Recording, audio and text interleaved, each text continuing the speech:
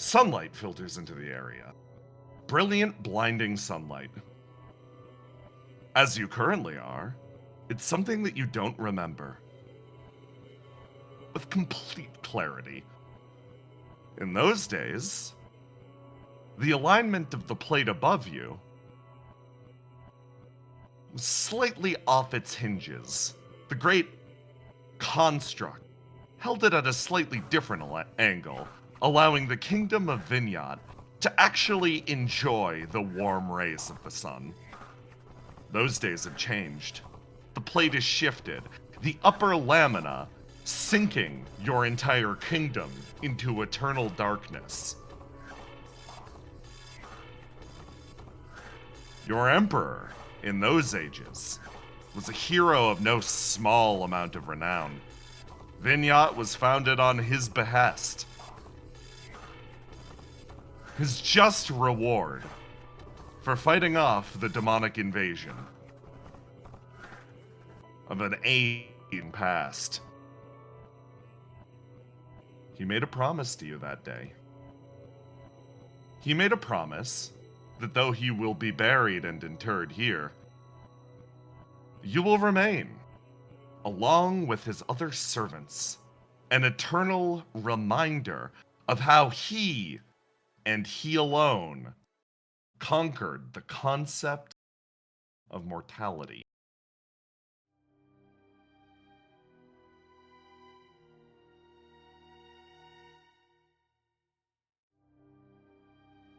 Your lone eye drifts open. You examine the remains of the throne room of Krell Castle, now sunken deep into the ground. And your long, desiccated body again begins to move. How long have you been interred here? How long have you been told to wait? Stand! Drag yourself up to your feet and start to move. The others are gathering. Different competitors for the throne of your emperor. Yet still, you, in your role, are a poisoned sixth seed, a guarantee that this contest come to an end in the way that he always imagined. Moths drawn to a false flame.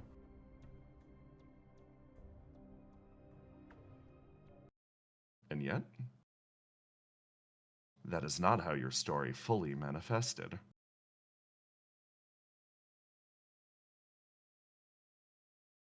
You find yourself sitting at a bonfire. You look around, as if a great fog had cleared from your head.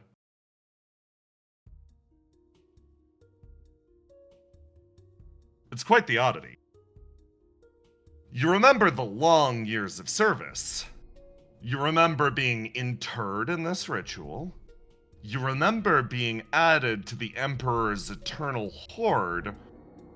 But the rest sort of fades and slips away. You look down at your hands. What were you doing? What was your goal? Why are you here? It's frustrating. What was once a light with complete and divine purpose has now slipped away. You look across the way and see someone sitting there, legs crossed. The only thing barely visible from behind a veil is the slightest twist of a smile. She seems to be taking no small amount of delight in your situation. Again, annoying. It seems like you've properly come to. Wonderful. So, I'm sure you have many questions, but first, I'm going to ask my own. She folds her hands. Oh, perhaps I should move position. She quickly scrambles over in this direction, and then sits in the seat on the far side.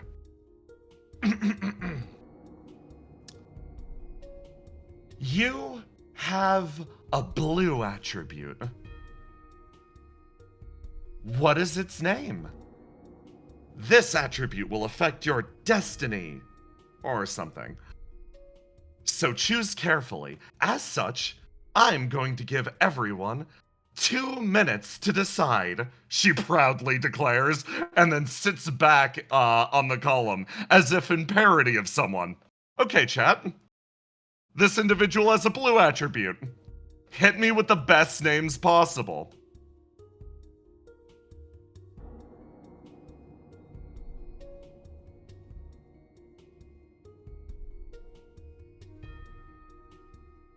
I will give you 2 minutes.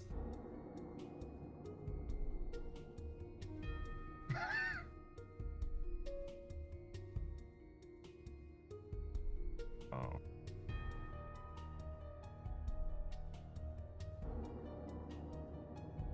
Damn, God, you guys are great at this.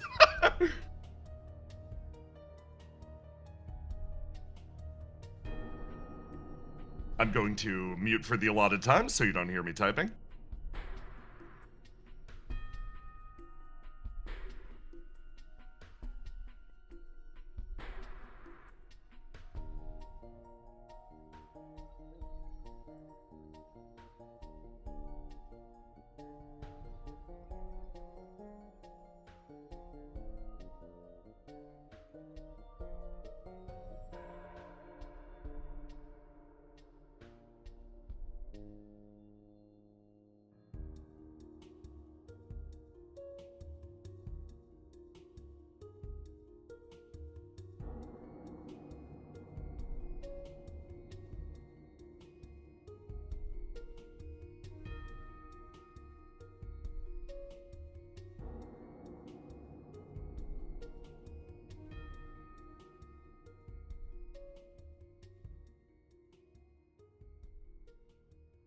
Lovely.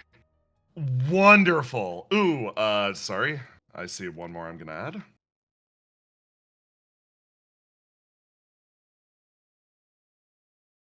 Okay. Let me punch in your results. As before, this is a very significant decision you're about to make. As such, I'm going to give you slightly more time on the decision. Here we go. Your options.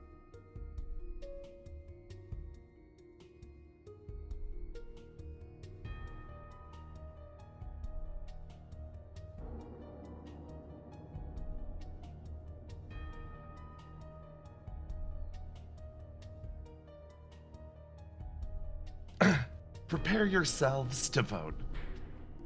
Decide keenly on what attribute will lead you to victory, whatever you believe that means for yourself. Your options are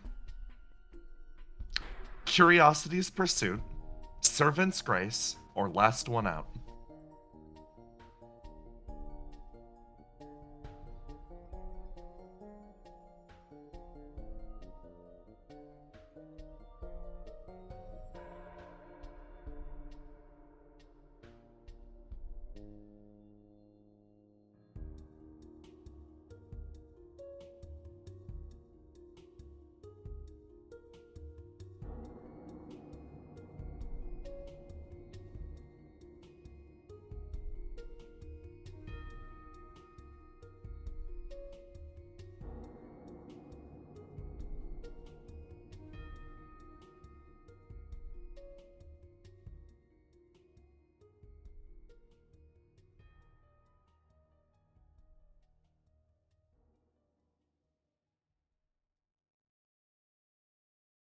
All right, based on my imprecise calculations, I think we are going to go with.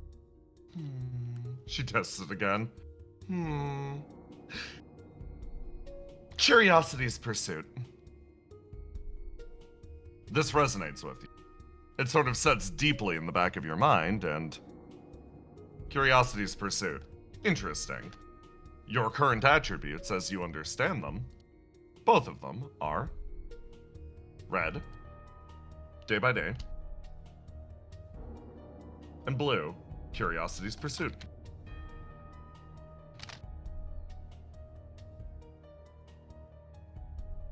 They begin to manifest in the back of your mind and you quietly turn them over, but this scenario is interrupted by something.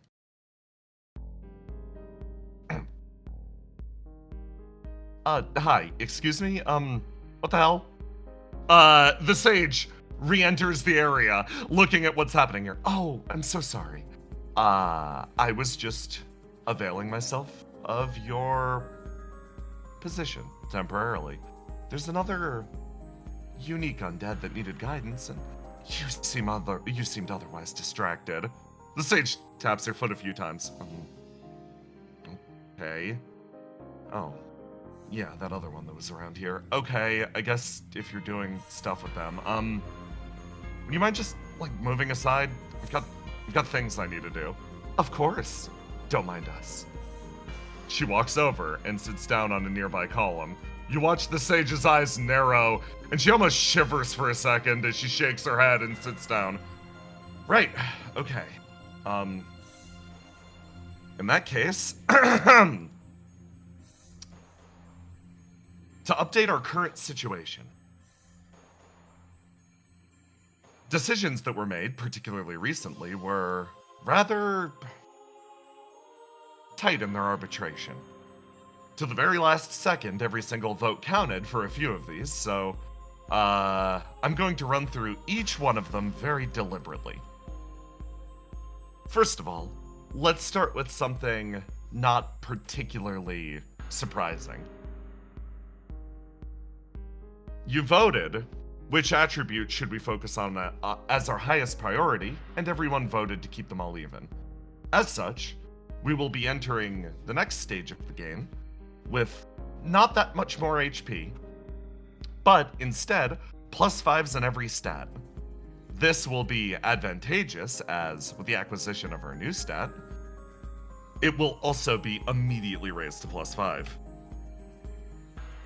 Next, very interestingly,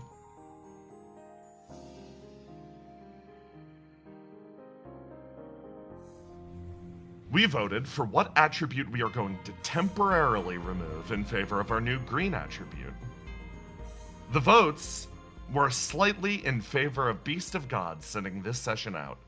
Please note, this doesn't mean that Beast of God is going to be gone for good. Instead, it means that Beast of God is going to temporarily take a back seat.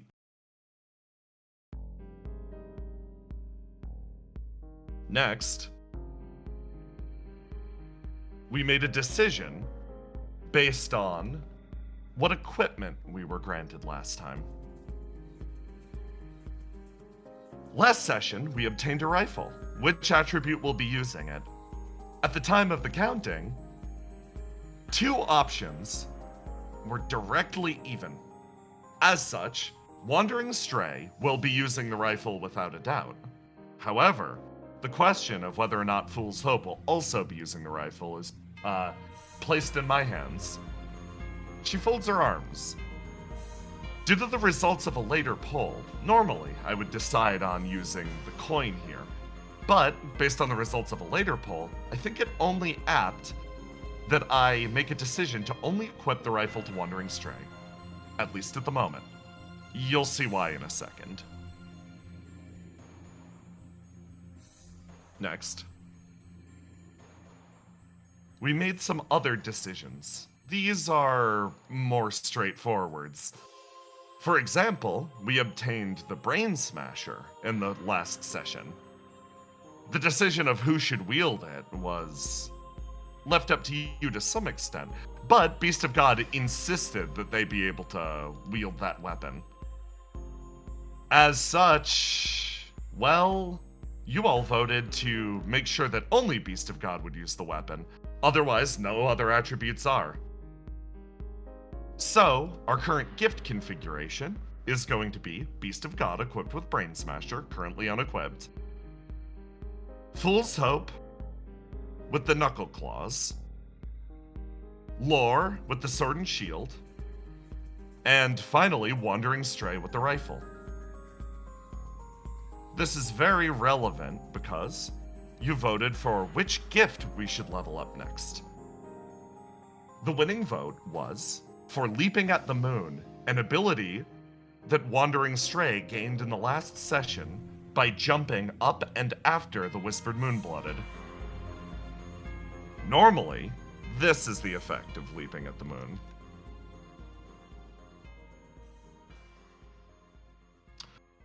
To read this aloud, you followed her motions exactly, and in many ways guessed at the movements she would make if she was untethered. It's a beautiful dream. Leaping at the moon. Gain a 2d6 bonus to all efforts to jump or perform acrobatic feats. You may leap as a movement action, traveling triple your result in feet in a single leap. Moonfire dive. Leap into the sky and return to the world with it works exactly as hers worked. What does leveled leaping at the moon look like? That bonus increases to 3d6, and you may functionally leap as a movement and perform an action, and then spend any number of unspent feet after the action. So, you can jump in on someone, stab them, and jump back. You can leap into the air, and then, as our Wandering Stray will probably be doing, fire a shot from a rifle, and then touch down. The feet can be punctuated by an action. Finally, the last result of the poll came down to a hair's breadth. The final question, what weapon are we going to level up? We decided by 1 point to level up the Knuckle Claws. As such, I'm making the executive decision that Fool's Hope will still continue to use the Knuckle Claws, as leveling a weapon that immediately becomes unequipped is probably unappealing for everyone.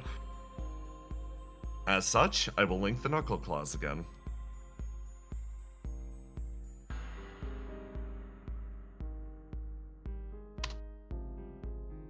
Weapon proficiency, +2 to rolls to do. Ignite to perform 2 additional attacks. If used more than once during the same turn, only grants 1 additional attack instead. Functionally, this lets you move down your way and full combo people.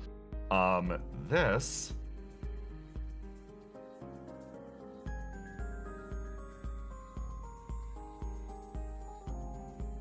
I don't know if I should... No, I'm not going to type this at it. This ability not only ups the effect of the bonus to rolls to do, increasing it to a +4, this also adds a combo finisher. If you tap in the combo finisher at the end of a flurry, this deals additional damage and gains a 1d6 bonus for every dice locked out during the flurry effect. As such, throwing a lot of punches and then finishing it with a combo is your best approach while using the Knuckle Claws. Similarly, this effect also knocks the target back a number of spaces equal to the damage dealt. If you are able to perform a full combo on a person, say by locking out all of their dice, you can send them a great deal of distance while dealing a great deal of damage. With that, she pauses, looking at her 2 guests.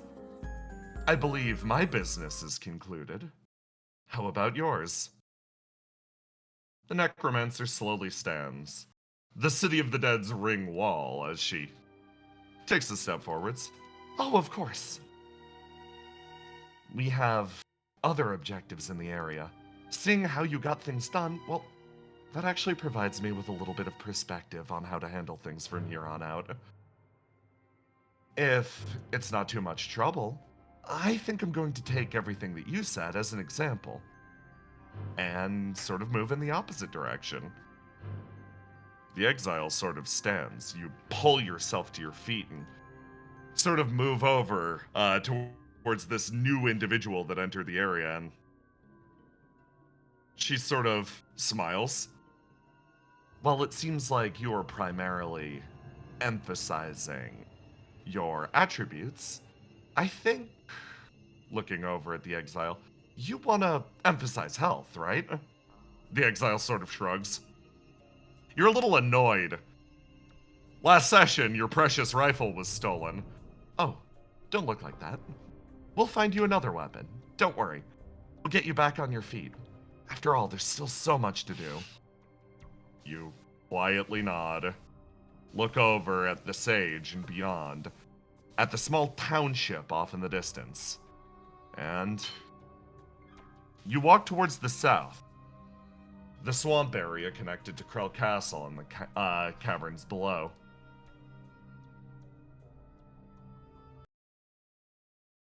seeing the figures fade into the tree line, the sage sort of sighs, looks down at the fire, and then up, focusing on nowhere in particular. This brings us to a pivotal moment. Your decisions from here on out will matter a great deal. As such, this will inform the direction that the rest of this story takes. Be careful of what calls you make, and particularly who you talk to. And, most importantly, she leans back. We have a new ally to welcome into our fold. Now's the time I'm certain you've all been waiting for. I'm going to... She pinches the bridge of her nose. I'm gonna give you 2 minutes to decide on a name for our new attribute. After which, I'll make a decision. Self-consciously, she sort of like fidgets in place. Do a good job picking a new name. Let's decide on something good together, shall we? Start now. Decide what your green is going to be.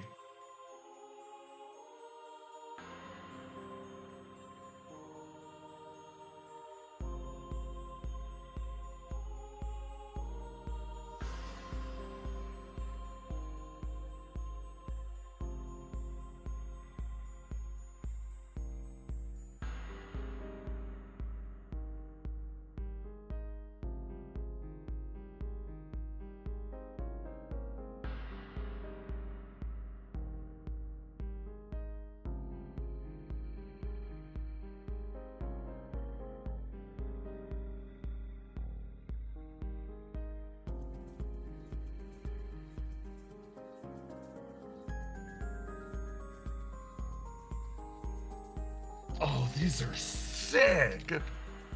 Y'all were ready for this one.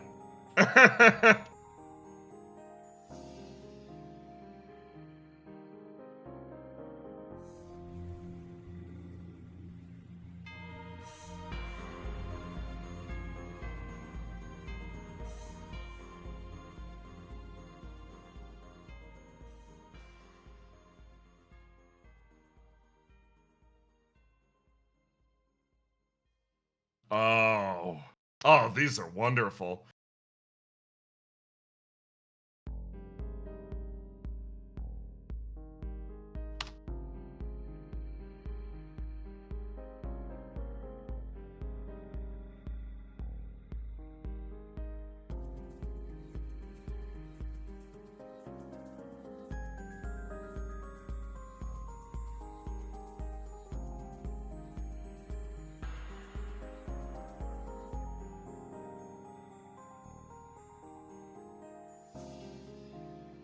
Alright, there were no shortage of good names during this round, but I'm going to call it there and start to thin down my list. Genuinely, this time there are going to be no real bad decisions. Finally, I actually ask you, if any of these concepts genuinely resonated with you as a thing that our dear knight is missing, please carry it forward. There's still one more attribute that will be added to our character, and if you believe it will help, it likely will.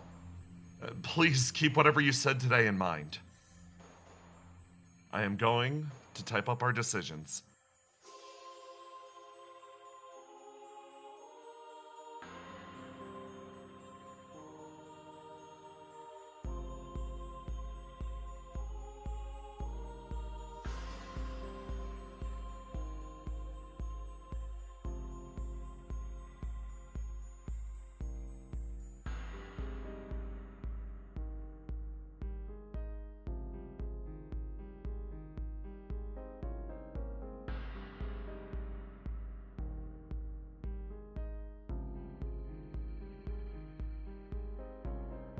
Alright, everyone. Prepare yourselves for a vote. Again, I'm going to give you an extended period of time, and I want you to think very carefully about this one. It's going to mean a lot, for the coming trials in particular. So, from the top, Rolling in Ecstasy, Blooming Heart, and Ever Onward. These are your options. Go.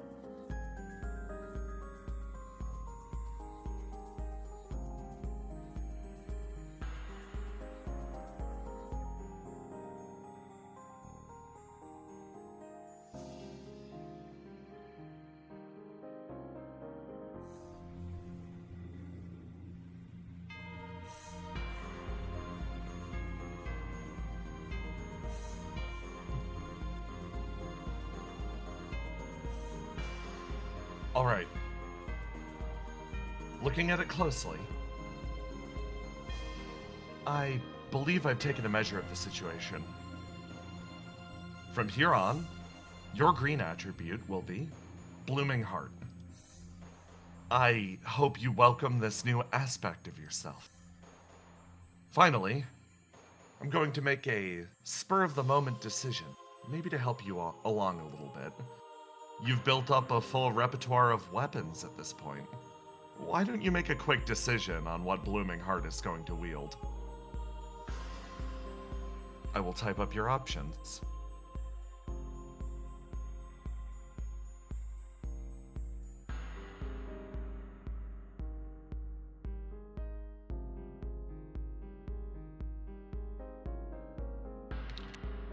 As these were the three that received the most press, we'll go with these, just as a quick equip. Again, this doesn't need to be what they're permanently wielding. I just figured I'd start you off on the right foot. Choose between these three. 1, Rifle, 2, Knuckle Claws, 3, Brain Smasher.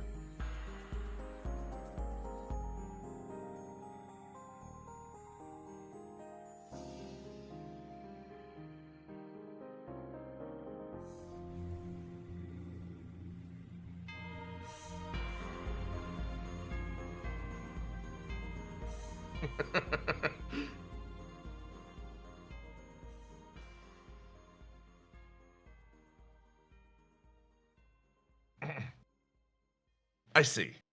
Well, based on this snap decision, it seems that 2 of your attributes are Enlightened Hammer mains.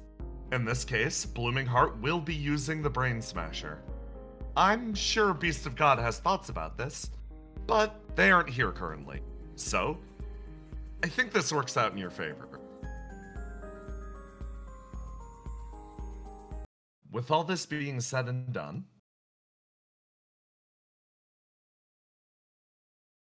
I believe it's time to proceed. Again, as always, I wish you the best of luck. But for now, based on where you are and what you're doing, I don't know if you need it. At least, not yet.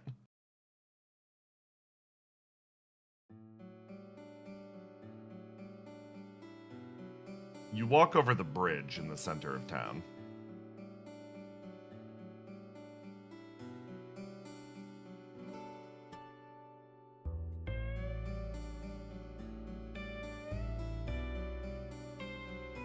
Your progress up to this point? Oh, of course it's you. Hi, Wandering Stray. Let me double check your health. Okay, this is what we're looking at. As a reminder, you got a +5 in everything. And this much health. Your boots crunch as you crossed over through the area in town. You were told earlier that the sage didn't want you using her bonfire as some sort of a base. Seemed like she was slightly protective of the spot. So, instead, you decided to make this area of town, what was once so overwrought with creatures, fit for habitation. It took a little bit of time, but you did manage to clear the undead out of the surrounding area, and you've managed to set up your little entourage. You poke your head in, examining the room full of barrels, next to which one auspicious barrel has been placed. You hear scribbling sounds of the caster of Profane Erodin, as he works away with one of his spider-like limbs inside the barrel.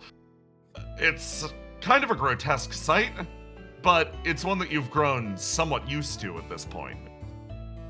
He's flipped himself over almost like a hermit crab. A hermit crab with limbs extending from the bottom. He scrambles across the ground effortlessly, and you see an eye flash from the depths of the barrel. "Oh, bro, please, come in. You walk inside, and... oh, of course. The new guy speaks up. "Hey, what do you got in here?" Timid, soft, very gentle. "Oh, I've been working on translating a few scriptures.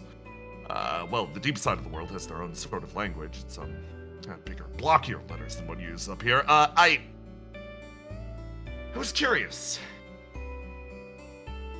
Do you carry with you a shard of meteor glass? You've been blessed by the crystal.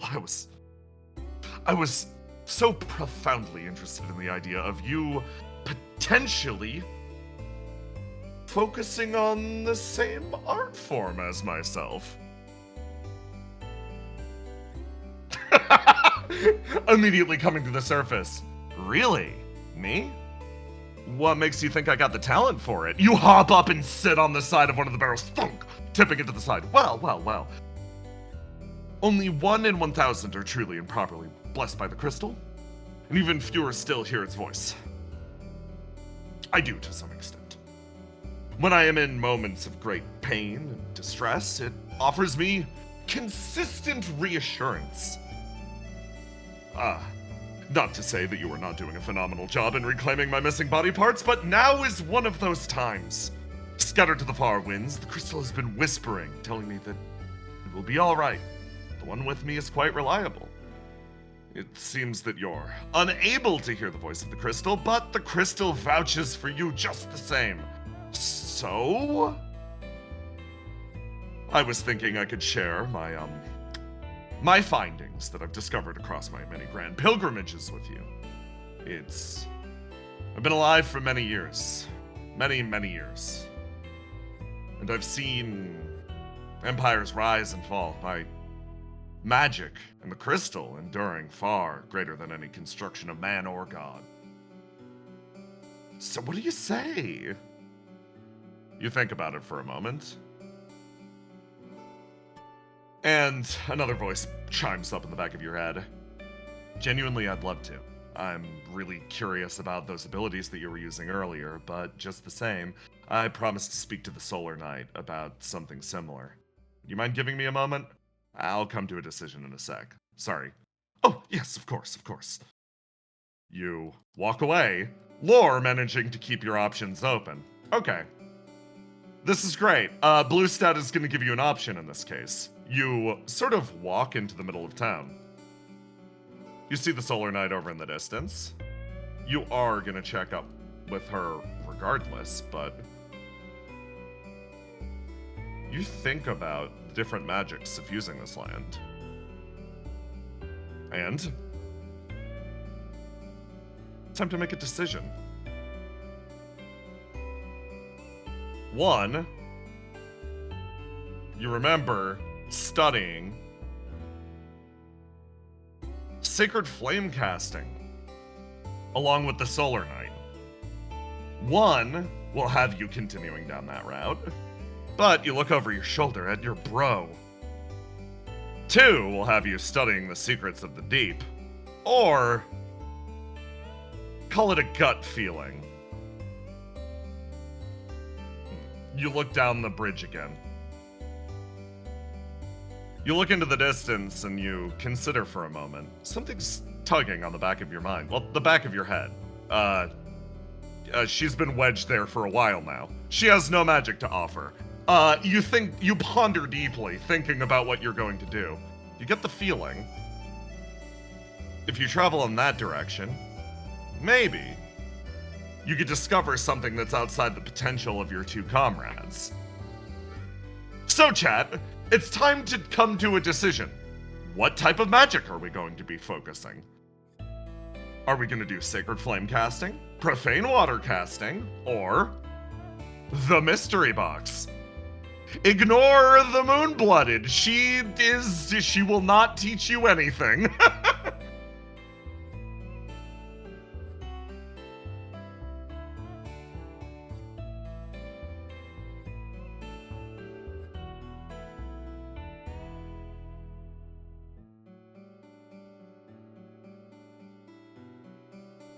Okay. Everyone, it's time! It's time for everyone's favorite character in Immortalize. Please say hi to the coin. So, it seems like the big decision right now is between water casting and the mystery box. On a 1, we get water casting. On a 2, the mystery box. What it is. You take a few steps away, and you feel the tug in the back of your mind telling you to go out into town, but you actually shake your head and sort of disperse the idea and detach the creature as she thump, rolls onto the ground. Huh? You stopped, what's up? I was just thinking. It seems like, though in life I had absolutely no aptitude for magic, I've gained it suddenly. I couldn't manipulate fire before, and I certainly couldn't manipulate water. I'm trying to figure out exactly what... You stop, turn, and look at her. She is standing upright, 100% coherent again. Hi, welcome back to us. Good to be back. I think I'm going to take up the caster on his proposal. If I'm capable of using water magic, it's potentially a way that I can get closer to this crystal. Apparently, you can hear its voice. You sure you want that? Why? Hearing voices isn't exactly a great thing. Like, the voice that tags along with me, she's not mean or cruel or anything, it just... She speaks so loudly and strongly, it's so easy to lose myself. You sure you want a situation where a voice is commanding you on everything you might want to do? You pause and think for a second. Are you upset by this fact? No, it's fine. You immediately speak up. Whoa, okay. That was an instant reaction. Yeah, it's,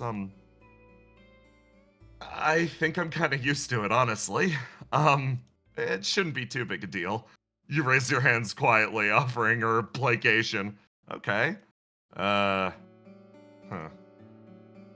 She thinks.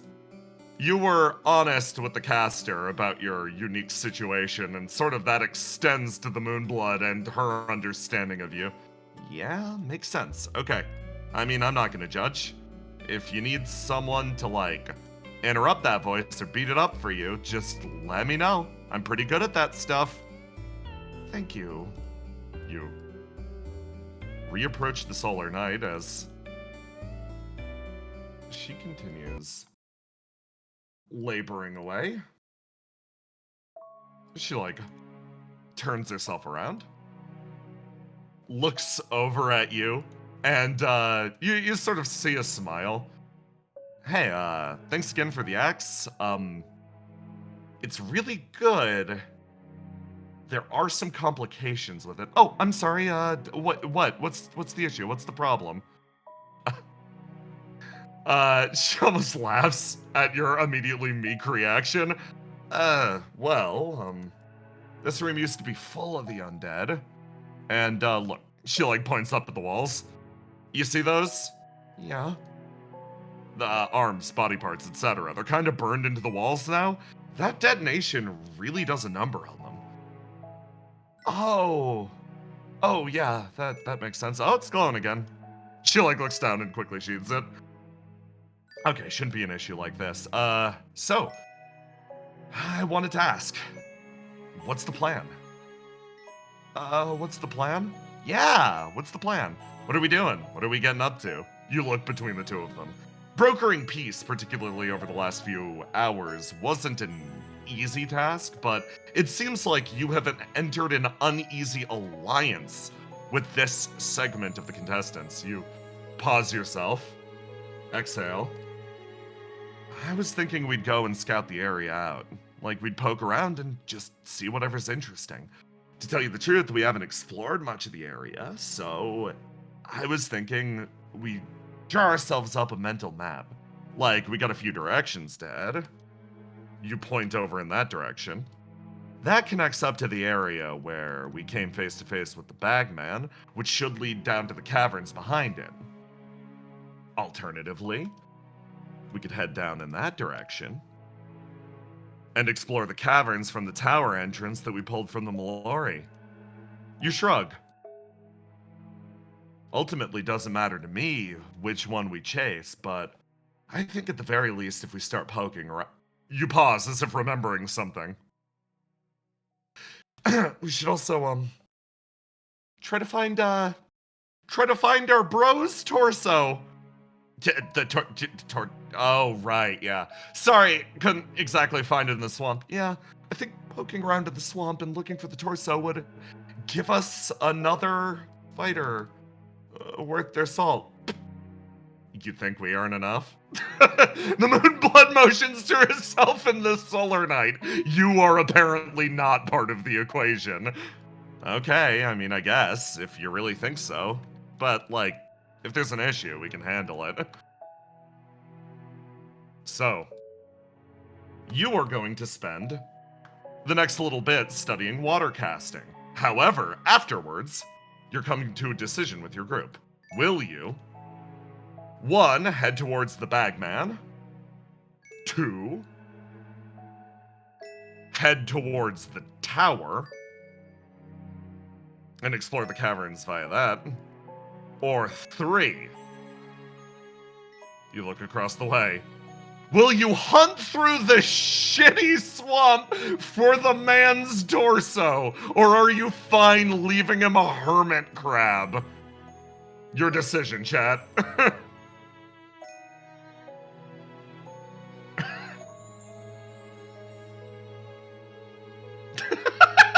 Okay, this one's unanimous. You're getting your boy his torso back.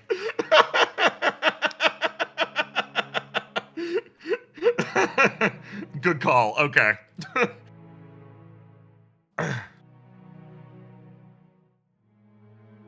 Well, as much as I'd like to explore further and all that, we have a responsibility to our fellow bros. You say aloud, as if this is the term you're using for your little company.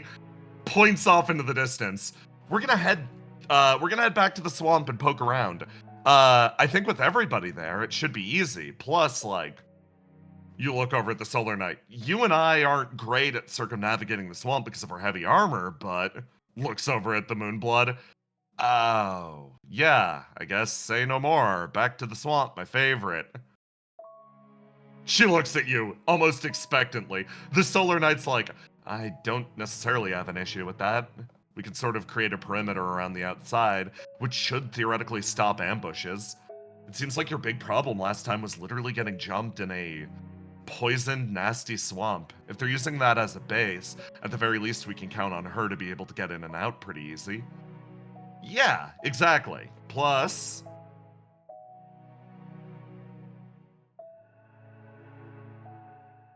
the caster can help now. He can scuttle like a hermit crab, which I'm pretty sure are things from swamps. You add unhelpfully? Yeah, that sounds right. She also adds unhelpfully. Right, okay, then I guess I'll leave the torso reclamation to you two. None of you know what a crab is. The 3 of you wind up splitting up going about your preparations, and you spend some time learning profane water casting. So, I'm gonna move you down in this direction. Sorry, this one is gonna be watching you. I am going to share the gift for profane water casting. You guys love healing. Oh my god. Okay. Where's profane Erodin? There we go. So, this is the ability that you saw your dear friend, your dear bro, casting earlier. Functionally, it involves coalescing and focusing segments of water and then firing them out. In this case, to read the full effect as you are now getting into this, we were taught the babbling of the ocean's waves contain nothing but death and lies. The reason the ocean's water burns us is because it is intermingled with the collective filth of the world. The grand drain beneath the second lamina functions as a means by which our world is cleansed of its inherent taint. And yet, our order has accepted that we are tainted. Water casting. Roll to die to begin channeling water around you. If there is a body of water, add 1d6 to the result. If there is not, pay 1d6 HP to strain moisture from the air or yourself. Record the number rolled during this roll to die. You may, at any point, perform any action recorded on this gift with an equal or lower casting number as a free action. You may continue to add to this number by rolling to die. If you sustain more damage than your last roll to die for this ability, reset your total to 0. So, functionally, this is a rather unique one. The stronger you will get at water casting, the more powerful it is around water. You start to remember the unique construction that was around the caster's neck. This is a style of casting that benefits from having the number be as big as physically possible. For example, Water Burst fires a line attack with a +2 bonus for every 5 over the initial cast. So, if you have a hideously high number, you can cast a gigantic wall of water.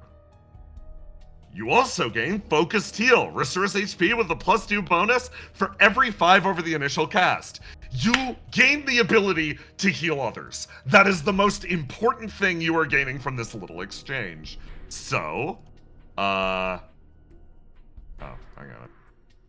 Hold on, I gotta change the music for this.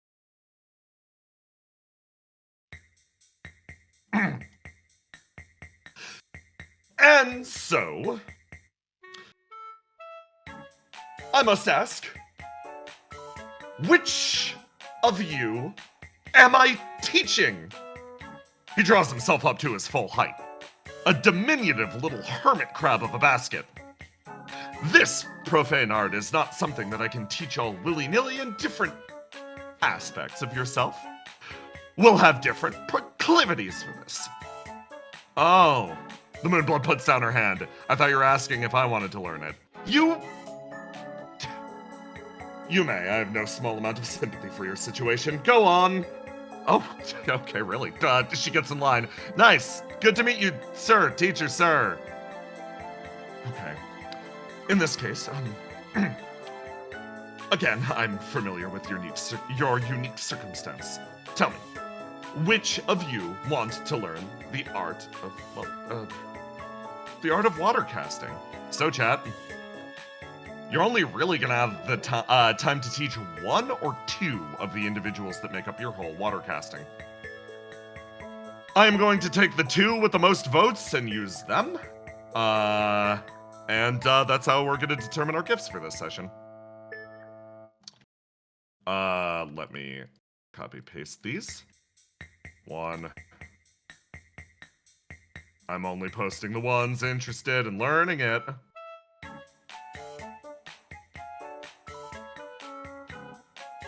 Sorry, Fool's Hope is not learning this magic. Actually, Wandering Stray. Oh, I'm sorry, you're not learning any of this stuff. Okay. 1, 2, or 3, folks.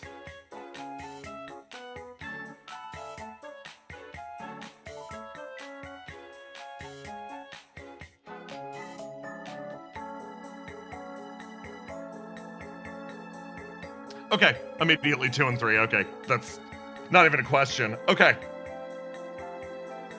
And then for funsies, we are going to roll for innate talent at this. Okay. Blooming Heart seems halfway decent.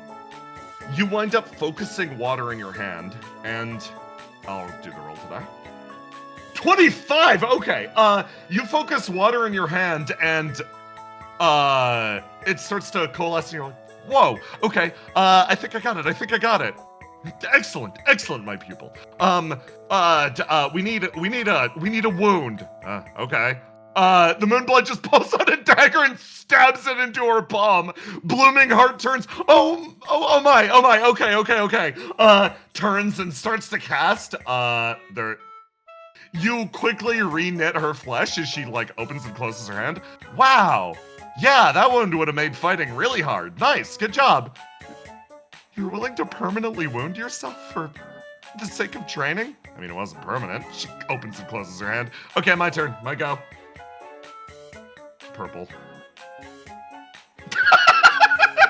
She focuses all of this energy in her hand as instead of, from that same bleeding palm, water doesn't form. Instead, a gross clot of blood forms in her palm. Something like this? No, not at all. I don't know. I just followed the steps that you were describing, and this seems almost exact. You're supposed to listen to the resonant call that's inside the water and make it your own. Yeah, that's what I did. Look, blood. She waves the giant ball of blood around as the two of you, a little grossed out, start to back off. There's a resonant call in my blood. I listened to the call. I told the call to form a ball, and now I could probably shoot it at something. Yo, Solar Knight! She pauses, turning around the corner. With this, she is going to roll. That doesn't get any bonuses. She simply fires a line of blood at the Solar Knight. The Solar Knight turns and is just clipped by a beam of blood that flies through the air, and she's like, ow! Okay, what was that? She rushes her way over. Oh, okay, I can heal again. You barely manage to pull off the heal and start to re-knit the Solar Knight's flesh. It's just like, hey, you wanna go? Yeah, let's go! You hold the two of them back from each other as we move on to our last stat. Lore. Hey man, how good are you at this? Like, okay, and then a roll to die. Frustratingly, you hear Lore clicking their tongue. As you tend to the Solar Knight's wounds, and she's like, what's up? Thought I'd have a better mastery of this. I'm supposed to be the intellectual. I'm sorry? She sort of cocks an eyebrow and pats you lightly on the shoulder. It's fine, whatever. You sort of stand up, okay. Well, I don't hear the crystal talking to me, but I think I understand. Profane Erodin is based in water and whatever inherent abilities lie therein. If we're able to make some sort of contact with it, it listens to us. For some reason, salt water seems to be the ideal catalyst. Or, in the case of special anomalies, you look over at the Moonblood, your blood is the ideal catalyst. Does this sound correct? I don't necessarily think that what she's doing is my profane Erodin, but yes, more or less that is the case.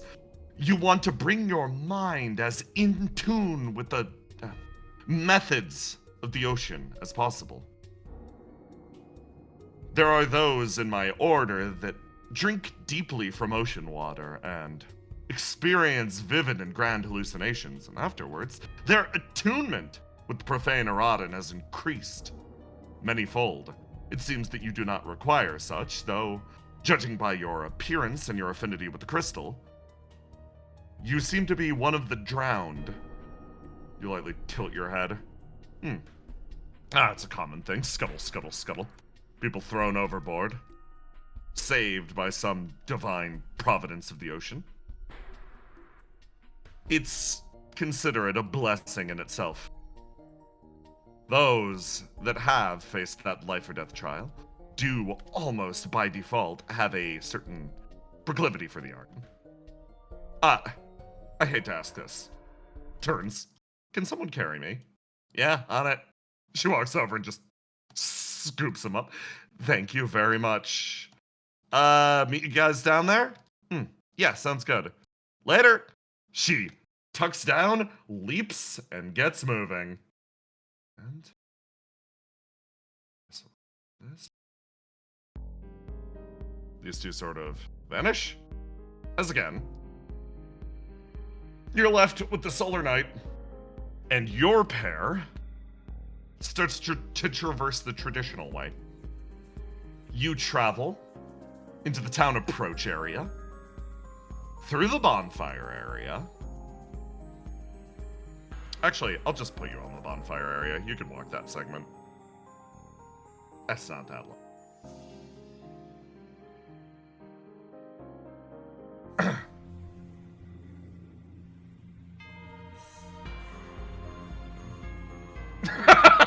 Wait, hold on. Sorry, I just saw a really good suggestion in chat. Why walk when we can do this? I swap us back to this music.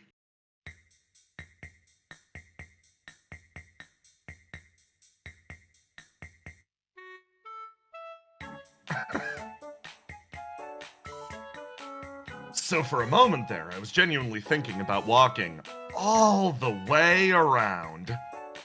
Yeah, because we're in heavy armor and that's the most reasonable thing to do. But you saw the way that she jumps, right? Mm-hmm. What if, theoretically, someone could do that as well? Then they could probably easily traverse the cliff face. You puff up. This is the best idea you've ever had. Without a doubt, every single time you have attempted to jump down that cliff, it has not once ended in disaster. In fact, it's only brought you more friends and the ability to jump in itself. Everyone should be clapping right now for you. So, you're gonna jump. And where does that leave me? Oh, I could carry you, probably. I'm skeptical about your ability to circumnavigate that. That with me on your back? You think. You think. This is a very, very bad idea. But all of your attributes, in the absence of Beast of God that would be screaming, no, all come to sort of an even consensus.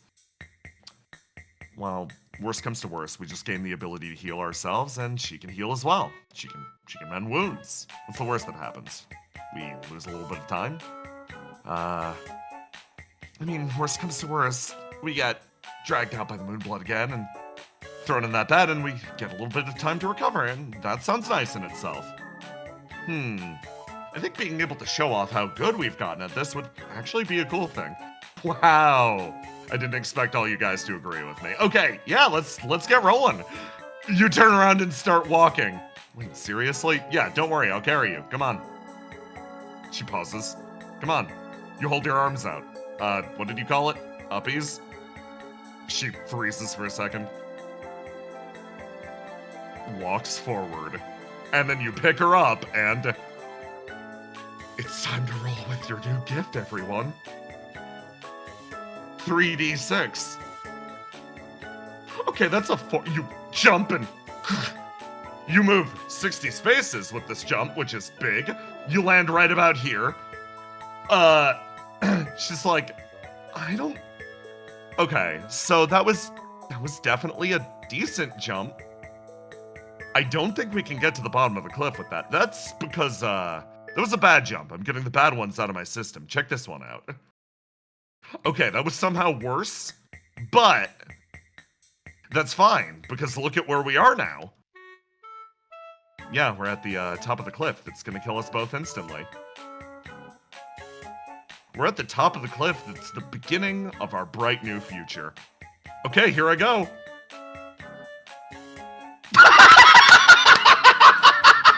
I could feel it. You ever just get a sense that you know it's gonna go one of two directions?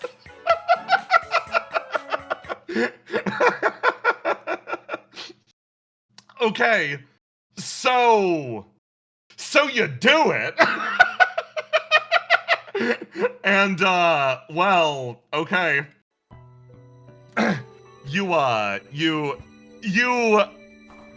almost coil your legs, and you feel them almost like spring-like lock into place. Your altered anatomy making this very easy as you lean back. You grip her like honestly like a full-on princess carry as you run, leap, and then fly through the air to the world below. With the shriek,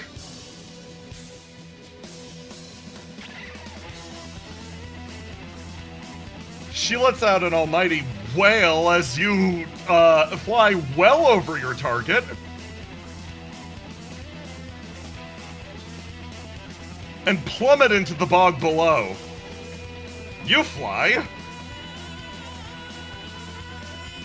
And down smash the bagman, obliterating him from existence as you slam into the bottom of the bog, sending up a crater that almost lets out a deafening call. Whew. You let her down. Not bad, right? She pauses, looks around. I'll admit that was a lot better than I expected. Yeah, that was pretty impressive. You said you learned to jump like that just by watching the Moonblooded? I've never even seen her do a jump like that. You sit there on the ground and consider for a moment. Full Stop immediately speaking up. Yeah, I'm pretty cool. You barely managed to register as you hear Lore loudly sigh. Oh. Yeah, no, nailed it. You slowly stand up. Okay, well, we gotta start hunting for a torso. I guess we do. Yeah, I got one question, though. She points over at the waterfall, points at herself, she points at you, she points at the bog. There's no way back up, is there? You consider for a second. You think maybe jumping will work? Nah, sorry to be the bearer of bad news. I'm not making it back up that cliff.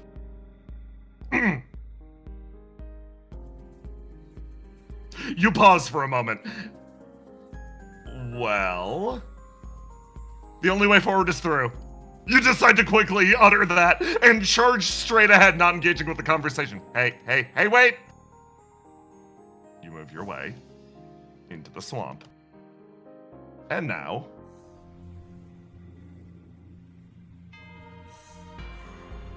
I roll for our dear, sweet friend. Friends, plural. I'm just throwing them on the map so I can get some rolls from them. Caster, you get to roll first. This is locating your torso. That is not enough. Moonblood, you got any more of those good rolls left in you? No. No, not at all. Okay. So they have found nothing in the meantime as your squad moves into the body of the bog where you know that this is an area where the exile likes to lurk. But this time, at the very least, you brought the entire squad. I drop her. I move you over here.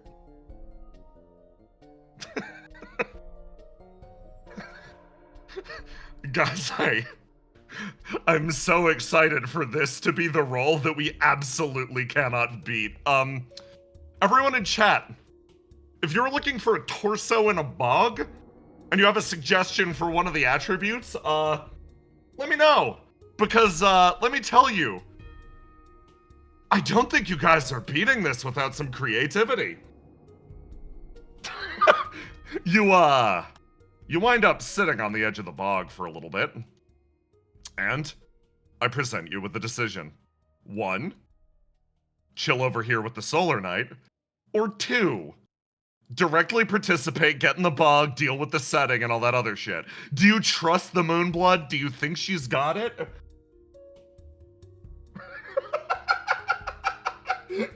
I see that red corpse explosion. Beast of God, like, this is why you shouldn't take me out of the lineup. Dude, we're getting in the bog. Oh my god.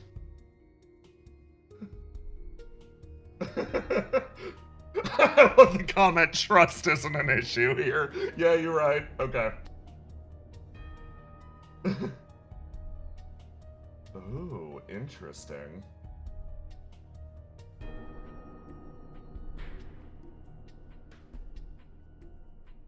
Oh, okay. Okay. I'm seeing some really good suggestions. First of all, 2's gonna win out. You're gonna place yourself in the bog and engage with the setting while the Solar Knight just sits on the shore and watches you. Move those over there. Moonblood, like, waves around. She's like, hey, over here. You move over. Like, oh man, I bet she's found something wonderful. She holds out a cool tree knot that looks like a face. Wondrous. You think to yourself, okay, it's time.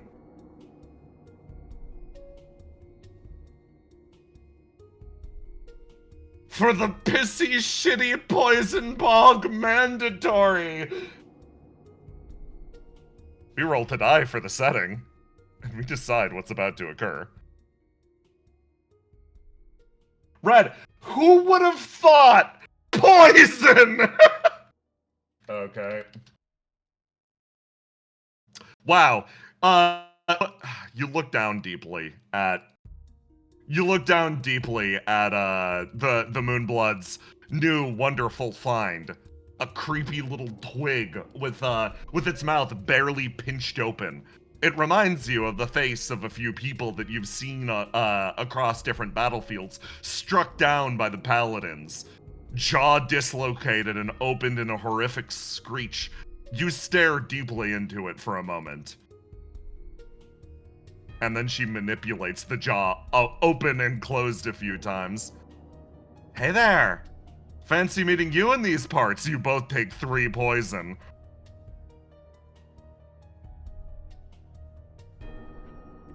And then, I do chat suggestion. I got 2 good ones. They're pretty much the same thing. They both rolled even. I flipped the coin. Wandering Stray got the advice of simply remove the bog.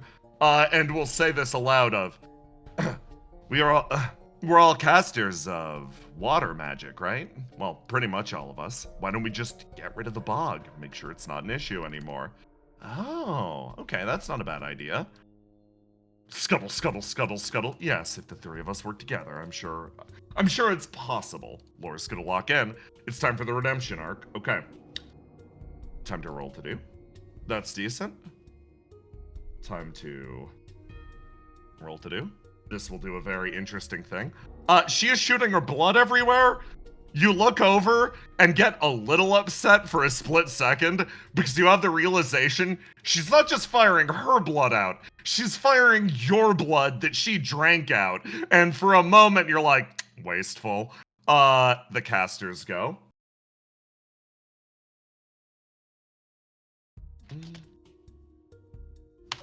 You all get bonuses on this for being close to water. Okay. And now I will reveal a mechanic of this system. All of those are going to be considered attack rolls against the setting, Pissy Shitty Poison Bog. For everything that beats this roll to die, which isn't very high, I will deplete the bog's HP a bit. So that's... we'll lock in this. Lock in this. We'll lock in this. Okay. All of you managed to actually deplete the HP of the poison bog, and then, here's another fun thing, showing off a little bit of the system. You managed to wound the setting and one of its attributes. If you'll notice, if it rolls red, poison. If it rolls yellow, poison. You wound one of those two, meaning the chance of poison is now at 50%. And in doing so, I give us another luck roll.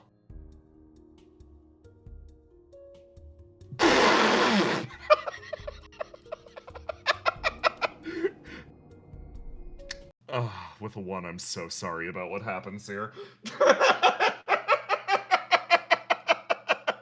Pretty close. Pretty close, honestly. Back over here. The caster, I'll also give a roll to. Fucking miserable. Hey, you got anything? I'm so sorry you were afflicted with the 2 dumbest people in Vignette. The caster scuttles along the ground, searching this area for any sign of a torso. And, like, wheels his way back and around and is like, alright, well, they've been quiet over there for a while. I bet the 2 of you, over in the corner, hunched behind the line of flowers, each now have found one of those small little puppets, a little root with a face, and are having full-blown conversations with one another. You have been RPing at each other for the last 15 minutes. I roll poison for both of you. It's going bad. I see. Well then, scuttle, scuttle, scuttle. Solar Knight! Yeah, she, like, looks down. Would you mind helping out? Those 2 seem, easily distracted. Yeah, no big deal. Oh my god, thank you. The only point of competency in here. Okay, 23 with the wounded setting. Yeah, okay. That drops the 25 by DC by 5. Yeah, nice. Okay. After you 2 decide that dying to poison in the swamp today might be a mistake, so instead you continue doing whatever you're doing over on shore as the Solar Knight pulls herself out of the bog, and I roll. We have only rolled maximum on poison, guys. This is so bad. She moves her way up over here and slams down something in the middle of this area. I show off the torso, which has wedged in it.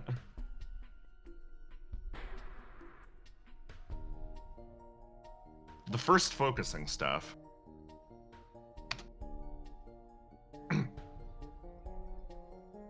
First focusing staff, a channeling staff granted to those who undertake a pilgrimage to the world above. The markings are simple and reminiscent of a gourd overflowing with fresh water. Weapon proficiency, grants a +6 to all rolls to die to cast. This makes you an extremely effective caster.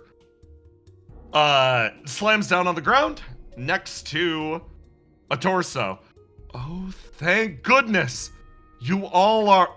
Some of you are my saviors. I mean, collectively, I suppose each of you did find a... I shouldn't be particular about this. Thank you all, genuinely. The caster, the Profaner Auden, manages to put his fucking body back together. Good job, squad. Oh, wonderful, wonderful. Oh, opposable.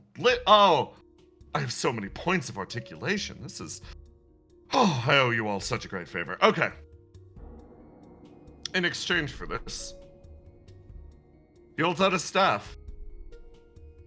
I promised, Or, I suppose it is a general promise of me and my lifestyle that a favor begets a favor. Please, take it if you want it. Chad, here's the question. I'm gonna be real with you. You carried this dude on your back for a little while, but you look down at the tiny little knot puppet in your hand. He's offering you his staff. Do you deserve it? 1 yes, 2 no. You taking it?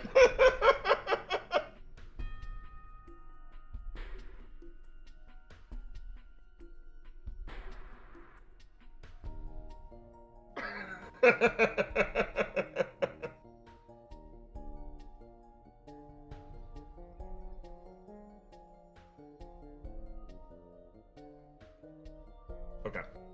I've seen enough. Immediately you look down, you look over at the Moonblood, she slowly shakes her head no. You slowly shake your head no too. Suggestion from chat. Lore speaks up. No, you keep it. I think it's more important for you. I'm already replete with weapons, plus I think it'll help you, particularly if you're capable of healing us. Oh, that's extremely gracious of you. Thank you. And it's at this point that I make you all roll to die. That is a 20. That is a 17. That is a 17. That is an 11. Okay. The knight will hear this and swap over here.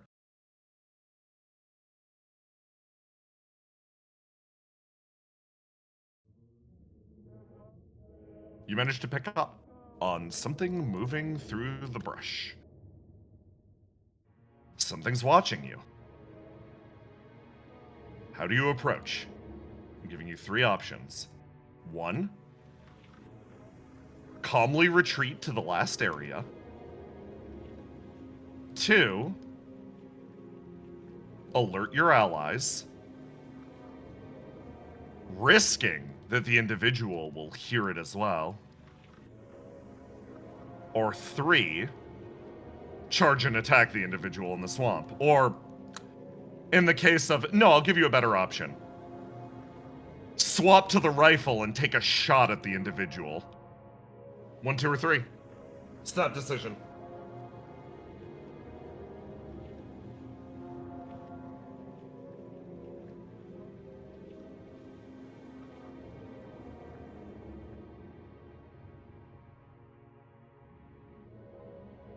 Oh man, this is tough.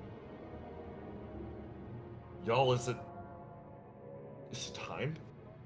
Is it time for the legendary 3-sided coin?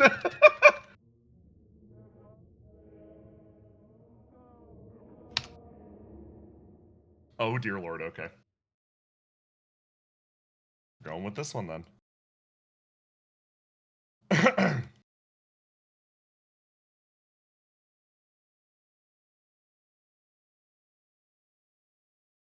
You quietly sit with your allies for just a moment as you let whatever presence draw just a little closer, and then you quietly swap to your rifle.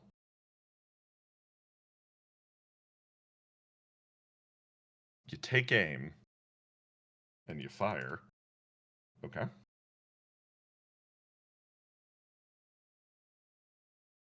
See what the... Oh, this is delightful.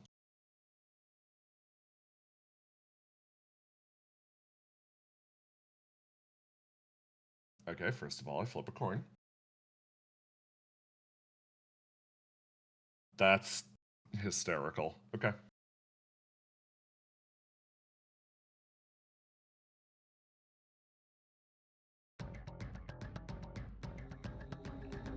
So,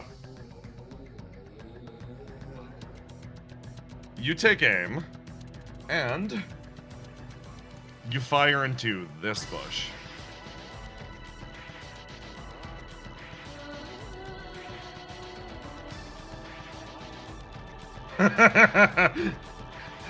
Barely. Oh, this would actually be a nope. Okay, so you fire into this bush, and as the attack travels in, the exile's new attribute actually flares to life. In this point, curiosity is what's driven them up to this point, trying to figure out what you guys are talking about. And instead, they managed to dive to the side, almost letting the bullet ricochet off their knife. And then you were the only one to roll to die, so you're the only one that gets to roll to defend this. You and you? Okay. You hear another crack as another muzzle flare actually lights up the area. This time, a significantly shorter range weapon. Smaller. A pistol. You see a man almost like damn near the level of the water pick himself up slightly, pull out what appears to be a very simple pistol, take a shot, and fire. Okay, let me roll for him. Lovely. This is about to be very fun.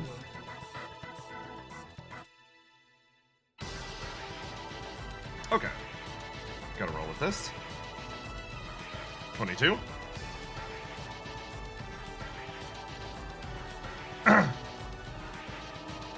So, you take a step forwards to almost intercept this person, and you raise your shield high, and Lore is actually going to block, reducing the damage. That is maximized, so that is going to be 6 less damage on top of this pistol, which, let me get the numbers for the dual pistols. I'll post them. Gifts, twin pistols. +2 to roll to do. Okay.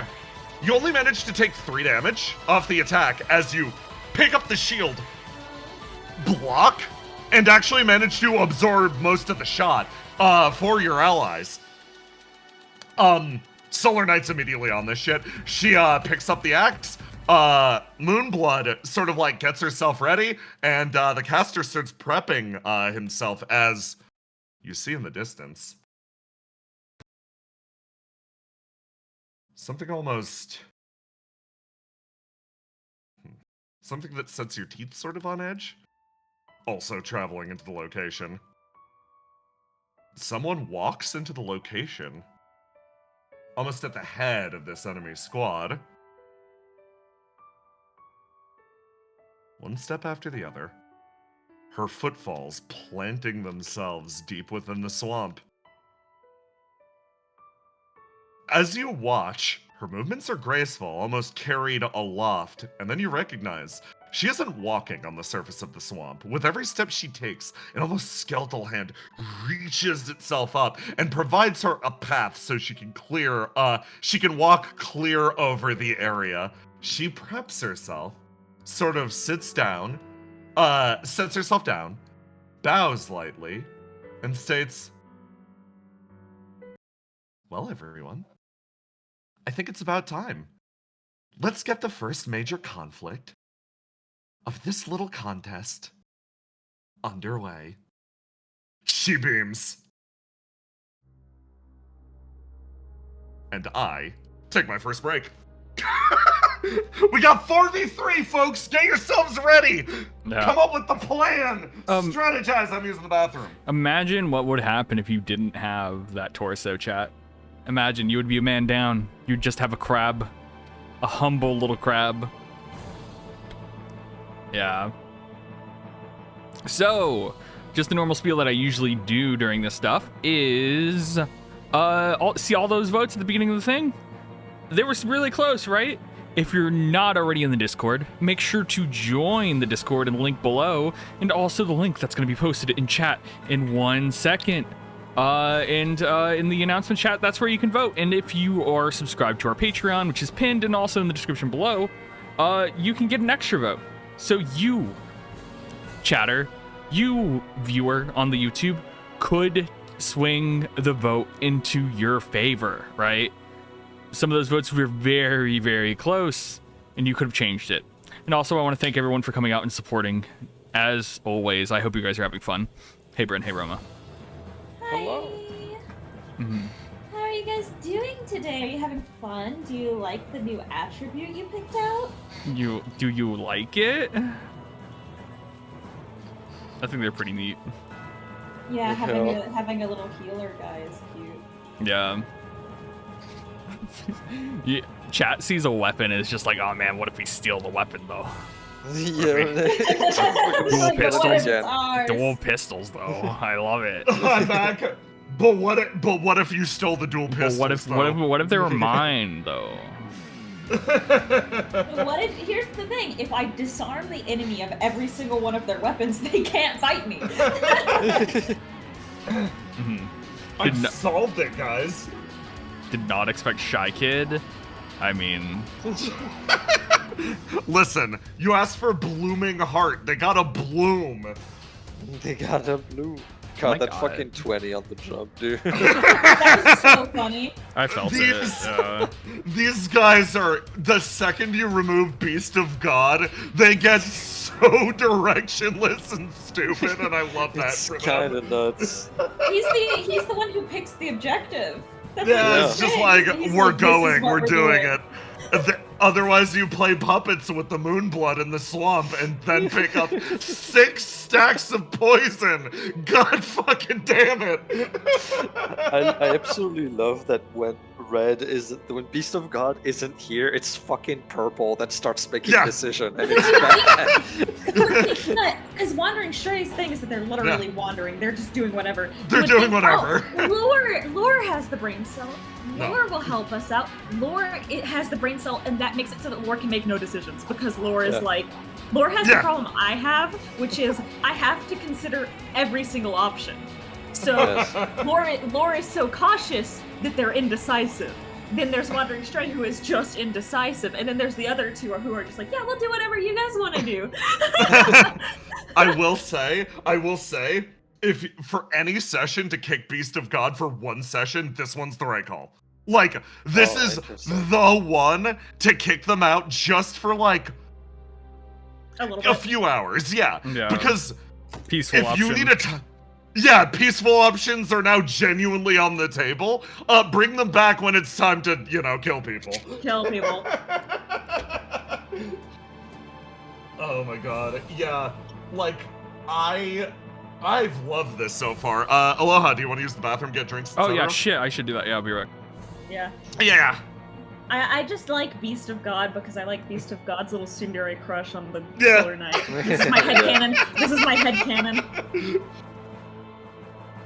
Beast of God's That's very Tsundere funny. crush on Solar Knight and Wandering just think- Stray's camaraderie with the Moonblood. Moonblooded. It's very funny. I like that Beast of God seems like the guy who wouldn't give a shit, but is secretly the stat that cares about appearances the most, clearly. Yeah. Oh my god. Okay, so I'm gonna give you guys some immediate battlefield strategy decisions before the combat even begins. This is the first real heavy finger quotes team fight of Immortalize. We know that there are 6 candidates. You have allied 3 of them. The other 3 have clearly also made their own little team. Yeah. What are you gonna do The about that? factions have formed. That's Yep. very funny. Just because you guys are team Let's Resolve This Peacefully does not mean the Yeah. other 3 candidates are on team Let's Resolve This Peacefully. Let's resolve this peacefully, yeah? Can we grab a person and then Dude, jump? Imagine how crazy it would be to be like, okay, the Pokemon move where you just leap someone into the sky and then Yeah. slam down. Imagine. German suplex. Get him with the primary lotus. Listen. You piss off the cat. You make them chase you all the way up the cliff. You grab them and you jump down. It's simple. Again, if we steal every single one of their weapons, I want to say they can't hurt us, but 2 of them are casters. Alright, I'm back. Like, one of my Oh, man. welcome back. One of my favorite things is you are creating the personality of the exile in real time. So like, you got curiosity. That's why they I was normally going to have them in this session. Basically, like they had a clock on them of they are looking for your group. If they find you, they call the rest of their group and they slowly bear down on your location. Because of the blue stat you gave them, they were observing your group instead of just trying to poison and kill you. So this is just one of the ways that you obviously inform how the characters are developing. But if you're back, I'll bring us back and we can keep going. Yeah. Good luck. Later. Good luck. Thank you. Okay. So, I put us back on the map. Immediately, before combat even begins, strategic decision time.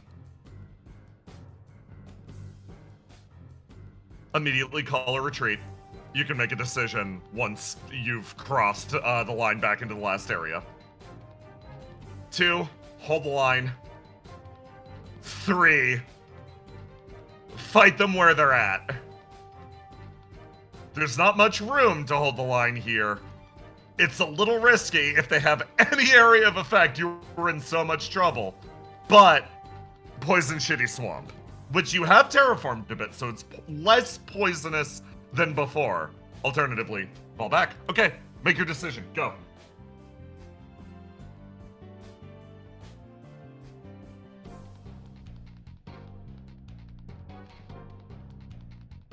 Okay. Fall back. You immediately call the retreat. You turn on your heel, believing this to be the more clever option in this moment. And you turn and you just look at the 2 people behind you who have weapons ready, just clearly ready to beat everyone down. Caster in the background's like obviously panicking, no small amount. You quickly, hand on either shoulder, just shove them off in this direction, and Caster's like, right, okay. And you travel, you hurry back out of this area. This is a good thing. Okay? You move. If you see any characters here, no you don't, they don't exist. There we go. Okay. You make it into this area first.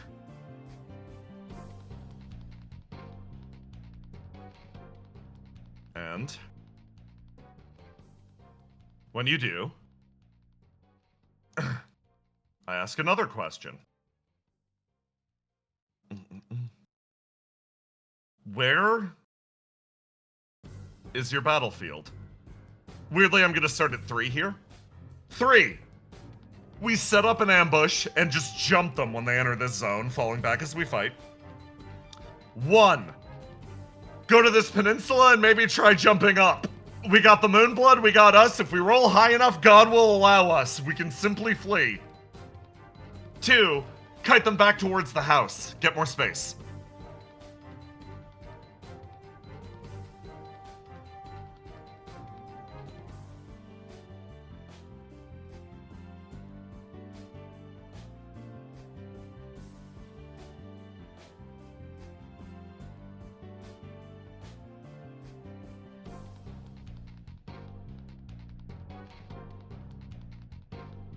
Seeing 2 and 3. Ooh, I'm seeing some good suggestions here, yeah. Okay. It's a toss-up between 2 and 3. We are going to flip a coin. We are going with 2. You continue charging backwards, and you're basically picking up Moonblood by the scruff of her neck as she, like, tries to get at them. Solar Knight falls back a little more defensively, like making sure that the caster keeps up. Lore yells out, Thrum! What? What? Thrum, you motion over to the water. Oh, yeah, easy. Okay. And then, boom! You lob the caster into the middle of the river, where he just floats in the water, and you see it start to coalesce around his form. This is fresh flowing water. This, oh my god, his bonuses are gonna be so big over there. That's brilliantly done, chat. You make your way backwards over to 2, and you place the Moonblood down on the ground, and she's like, okay, fine, I'll fight him here, fine. You sort of prep yourself, you ready your sword and shield. I roll to die.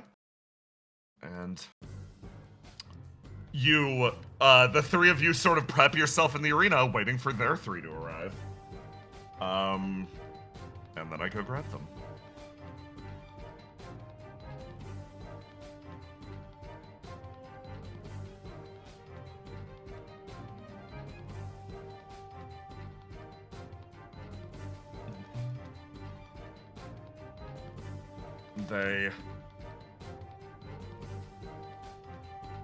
Their squad charges into the area, and again, I'm going to roll to die for each of you. Right, I'm gonna update everybody's statuses really fast. Poison ticks down. Poison ticks down. Poison ticks down. Sunspot ticks up. HP regenerates. There we go. And I roll to die for each of you. 1, 2. Oh my god, you are so ready for this shit. She is too, it seems. Okay, Lore. No, it's time for Blooming Heart. You pull out the Brain Smasher as you see the Necromancer in the Exile closing down the path, but this individual again is just darting ahead, making it over to the line of bushes, and is just gonna take another shot. Okay.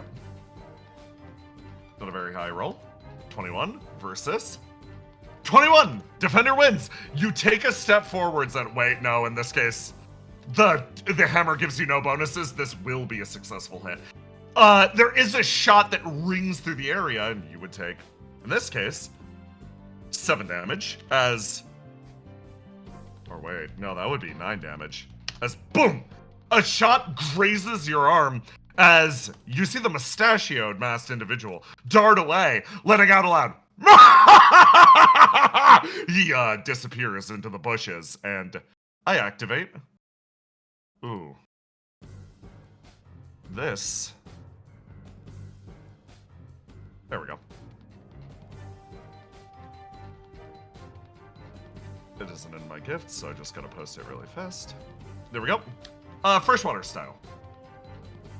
A style gained by traveling the waterways of the deep earth lamina, by remembering the ideals of the boatmen that man the canalways and carrying them onto your ship. You embody the waters deemed worthy by the gods.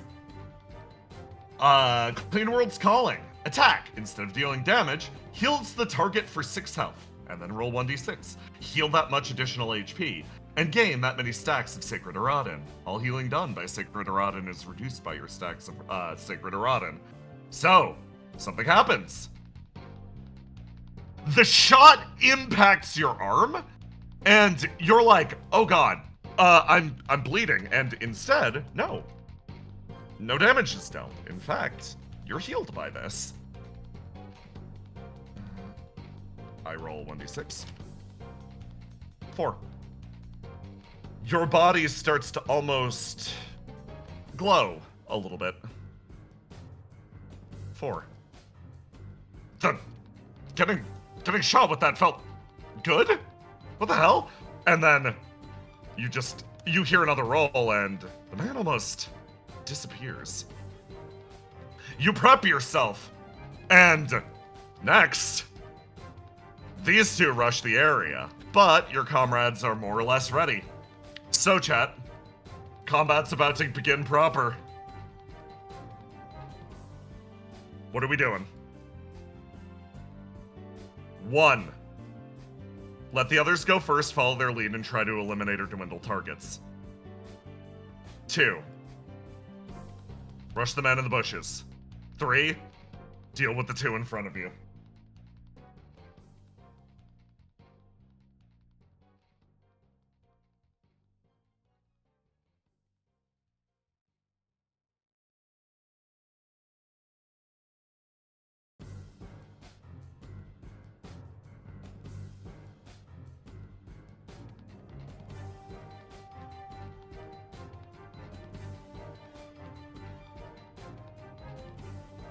lot of ones, a lot of twos. Okay. A lot of ones. Okay, a lot of ones. Okay, okay. You, okay. Let me change the music.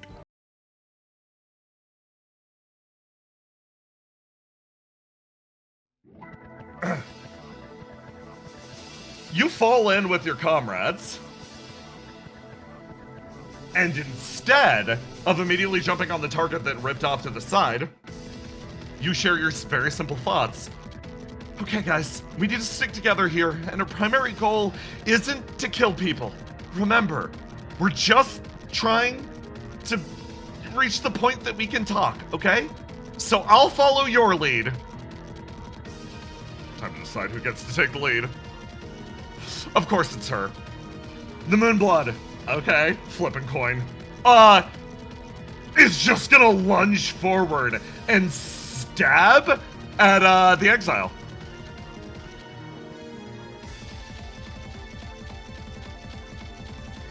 Exile, light as air, leaps backwards as the Moonblood attempts to close the distance, and exactly as promised, you're going to follow up with the hammer. And, again, to post what Brain Smasher does.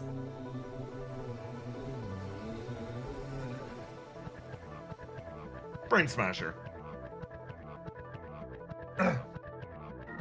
Here we go. Eternal Wheel. Ignite to gain a stack of charge. For each stack of charge when you perform a next attack. So, right now, we are just smashing them the old-fashioned way, and then we're gonna hit him with the roll to do. God, are we gonna hit him with the roll to do? That is an 11. Sorry, that is a 15. You wheel your weapon around, and you see the exile's eye split open, look over at you as you're like, I'm sorry! You pick the hammer up, Moonblood like, you have nothing to apologize for! She closes in the distance, stabs her spear forwards. The exile leaps, landing on top of it. You wheel your hammer around and just connect with the side of their head, and they go flying 5 spaces back this direction. And they're just gonna land on the dirt back there. Solar Knights going to sprint over, locking out a dice to do this, and is going to immediately attempt to lock up the Necromancer. The Necromancer turns and will respond in kind. We love it when Roll20 does this. Okay.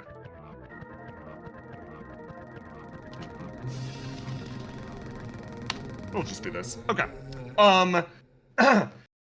Solar Knight tries to close the distance along with Sunspot as the Necromancer simply takes a step backwards and starts almost gracefully moving around the Solar Knight.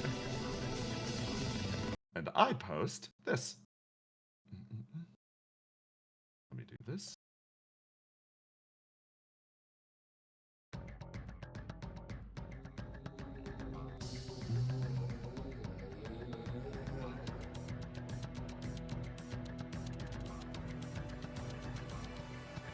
Marionette dance. She moves along with you, matching your movements exactly. With a smile, she binds herself in your motions, as if to celebrate your freedom. Marionette dance. Whenever a creature moves, you may move up to your speed. If you begin this movement adjacent to a creature, you may move into its shadow, vanishing from sight. You remain hidden, clinging to the target's back, so long as you do not use this ability to move. She moves over here. And then another figure starts his turn. He moves. Marionette dance moves again. Marionette dance triggers again. And the Necromancer disappears into the moon-blooded shadow. This individual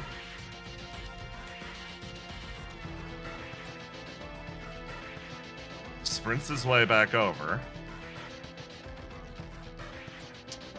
Preps himself. And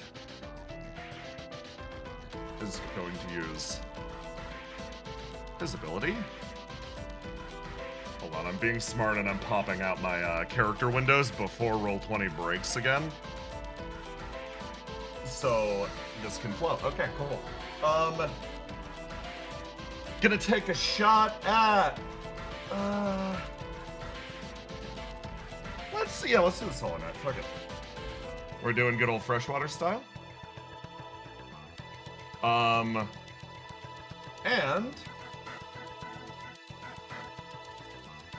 the shot travels, hits her, heals her for non-existent damage, and then the same mark happens. Then he's gonna roll forwards and aim a shot over at you. And I post flowing style, first of all.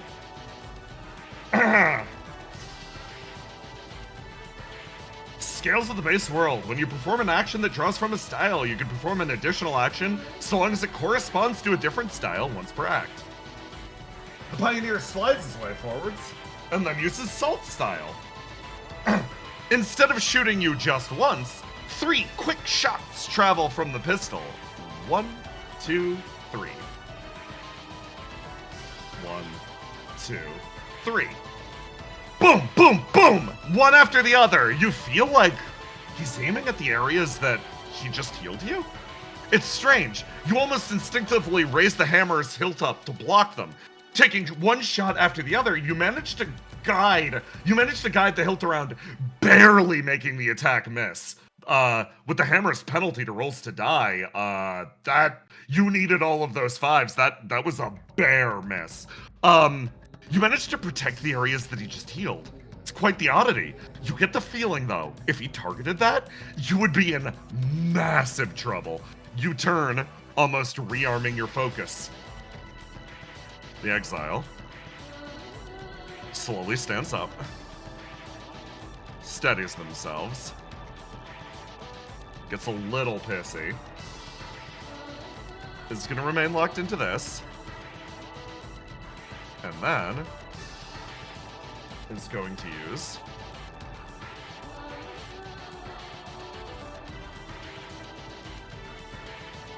I'm so sorry. They don't like this. They're doing this instantly. They're going to use pick out triplicate. You know the rules. You gotta guess 1, 2, or 3. They take a step forwards and split into 3, and this time I ask you a significantly harder question.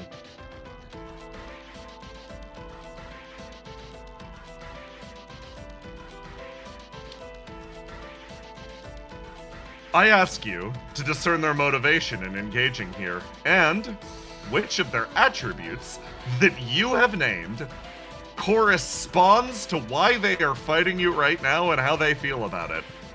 I register that you just brain them with a hammer. There's only 2 real options here. The real one is either 1 or 2. As a reminder of their stats, the stats that you created, which are they feeling more right now? Are they feeling more curious about you, or are they taking things day by day?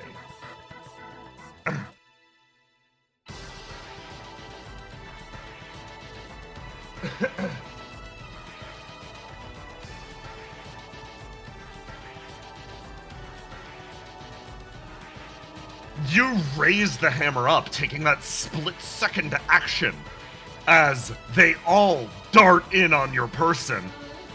You exhale lightly and simply intuit which they are currently. You swing the hammer up, and even though it's a crit fail, you fumble it and almost drop it, and their real self pops out, equivalently pissed off that their attack was just prevented. They pause on top of the column, almost freezing themselves in place. And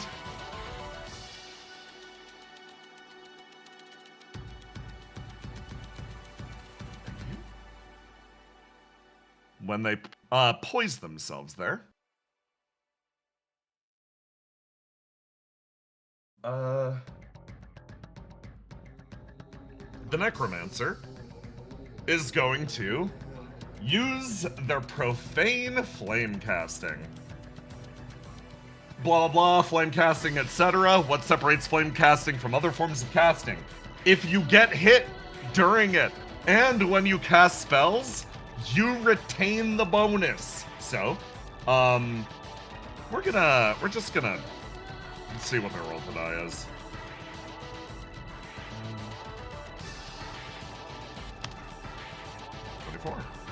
Oh, 24 before bonuses. Okay, lovely. Cool. Okay, they get to just instantly do this. Great. Large protrusions of bone almost start to exit the exile's body. They get hit with bone armor. You sustain 6 less damage from all sources, and deal 1d6 damage to all those that attack you with physical attacks in adjacent spaces. Can be detonated whenever you wish to deal 1d6 damage to all adjacent creatures. Yeah, so they got some very hefty armor against physical attacks right now. Yeah, so, yeah, that's on them. You square up, and, coincidentally, someone's about to cast a spell that will punch straight through that armor, in theory. If it does good. These would be the bonuses. You get a +6, that's a 20. And then you would get plus 2d6 for your current conditions. That is a 25 in terms of bonus. He is going to take aim and fire a beam of water as a line attack at just the exile. I don't think you can do anything more complex than that. What was it? 6. It's a +6 bonus. The torso paid off, gang! That'll be a grand total of 24 damage as you aim, pick up the hammer. They pause there. You see bone armor explode out of them, and then, from back here, water starts to form and coalesce around the caster of Profane Erodin. All of your efforts up to this point, getting him back his body, paying off in an instant as it forces itself down to a singular point, and a hyper-dense beam of water shoots past you and flies straight through the bone armor, punching a hole in the exile. They stumble backwards and actually land shocked in the bushes. For a moment, it's like you almost heard the call of the crystal. A call of, well, an impressive action. It seems that whatever being the caster worships is impressed or otherwise pleased. And you set yourself back up. You look around the arena. The situation seems to be in your favor currently. You've landed a lot of good hits. So, start of the next act, I'm going to look at chat for about 30 seconds if you have suggestions, and the fight will continue.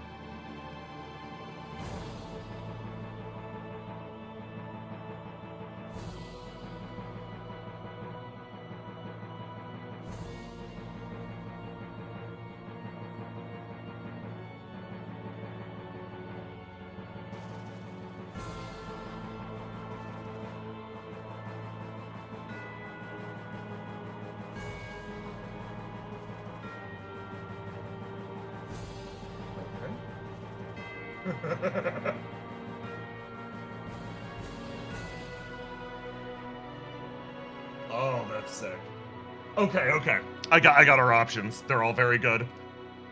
Blooming Heart, who's doing the best job they can, is like, okay, I'm gonna count on you guys to make the strategy. So, we wind up with 3 plans. I'm copying the knight 3 times.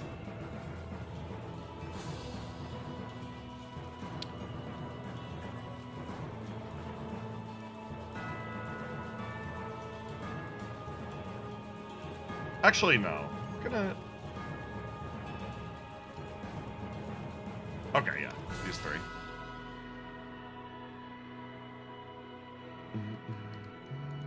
Then grab the 3. Okay. Chat. Whose voice are we following now? Bid for peace. Apologize to the best of our abilities. Let them know that all of this is simply you all defending yourselves and de-escalation is very possible. Try to talk through it. 2. Turn to the Solar Knight and ask her to set the bushes ablaze. It'll make the gunman's ability to hide in them almost impossible. 3. Press the attack, jump on the exile, and try to eliminate them from the fight as soon as physically possible. Take your options.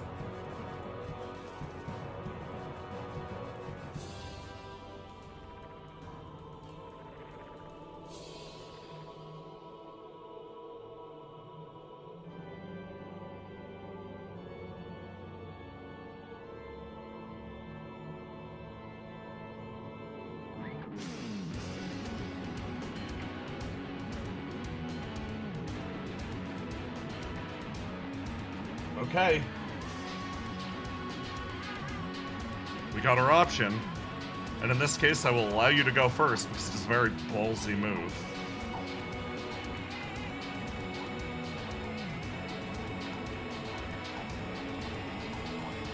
You swap over to yellow. Fool's Hope emerging as you put your hands up and you quietly walk over to the area where you know that they can all see you. And you simply state, okay, everyone, sorry about that. Sorry. You say to the bushes first.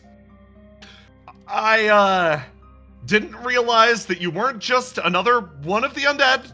That's my bad. We can all de-escalate from this, right? I roll. Middling. Okay. Okay. Let me think hard about this. I don't know exactly what reasons you've all been told why you should come here and why you should start killing people. But that's something I want to figure out.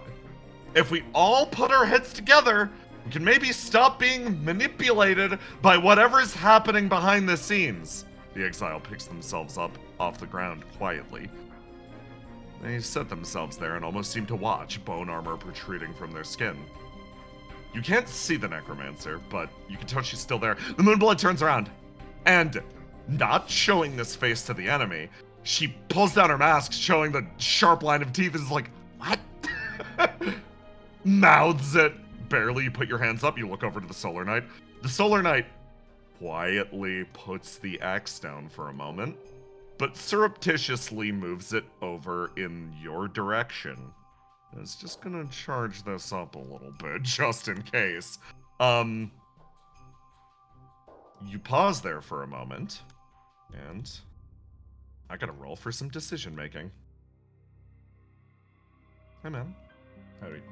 Oh, makes sense. How do you feel about this? How does she feel about this? Okay.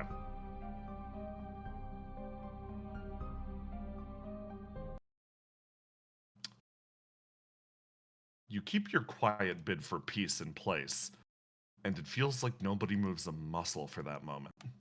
You're all engaged in melee combat, and again, chaos could break out at any second. You could breathe it. You could feel it, almost with a breath. It could trigger an explosion that could carry the entire area away. One wrong decision. No one's willing to upset it, at least at this moment. Either they're too tense, cautious, or they are simply observing. But someone does. The man in the bushes slowly stands up, and he takes a step over in this direction. Putting down your weapon in a fight's a ballsy move, buddy! He speaks out through the area, almost punctuating the silence. It's a voice bordering on steel grinding on steel. He slowly adjusts the side of his helmet with the butt of one of his pistols. Well then, okay, in that case, why don't we come to a mutual decision here? He sits down on the ground and then pats it next to him. Come on, come here. Come here. Just take a step closer. Here's the question. Everyone else is simply watching. Do you move closer to the man? 1, you stand where you are. 2, you walk over and sit next to him.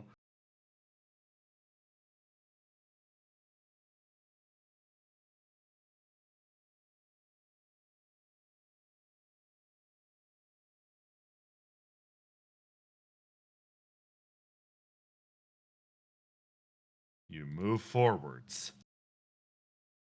Quietly. Nobody else is moving. Exile's on the ground. Their hands on a dagger. Moonblood is chomping at the bit. You walk over. And you sit. Now, I saw what you were doing here. Very impressive. Magic power kind of thing. Pretty cool. Now, travel a lot of places across the islands that I call my... Damn shame about the place is, they were all burned down. People like that. He motions with his head over to, the Solar Knight. She pauses and turns quietly. You're from the sulfuric lamina. That's what you call it. So, I want to make one thing abundantly clear. This is no foreign magic. This is no trick. Nothing. I picked up that stuff as I traveled the world. Instead, I want to know what you're actually made of. There's only one way to actually do something like that, and that's to focus on a contest of wills or beliefs. Do you follow me? Do you believe in it? He looks over at you and asks you a very genuine question. And you think for a moment, what do you believe in? It's a fascinating thought. Okay, chat. I will only accept text responses for this.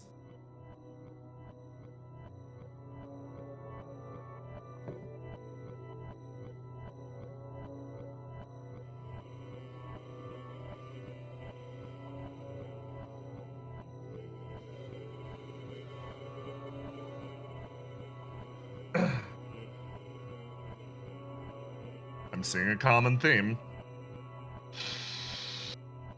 You inhale deeply, and even this missing aspect of yourself would agree with this thought. Every single segment of you agrees here. Your voice speaks out, as if unified in purpose for a moment. And an attribute that is not one of the 6 says it aloud. We believe in ourselves. I believe in myself. Oh! Delightful. Wonderful! Just the answer I was hoping to hear. Again, apologies for everything that's about to happen. He raises his hands up. This is no magic. This is what willpower looks like.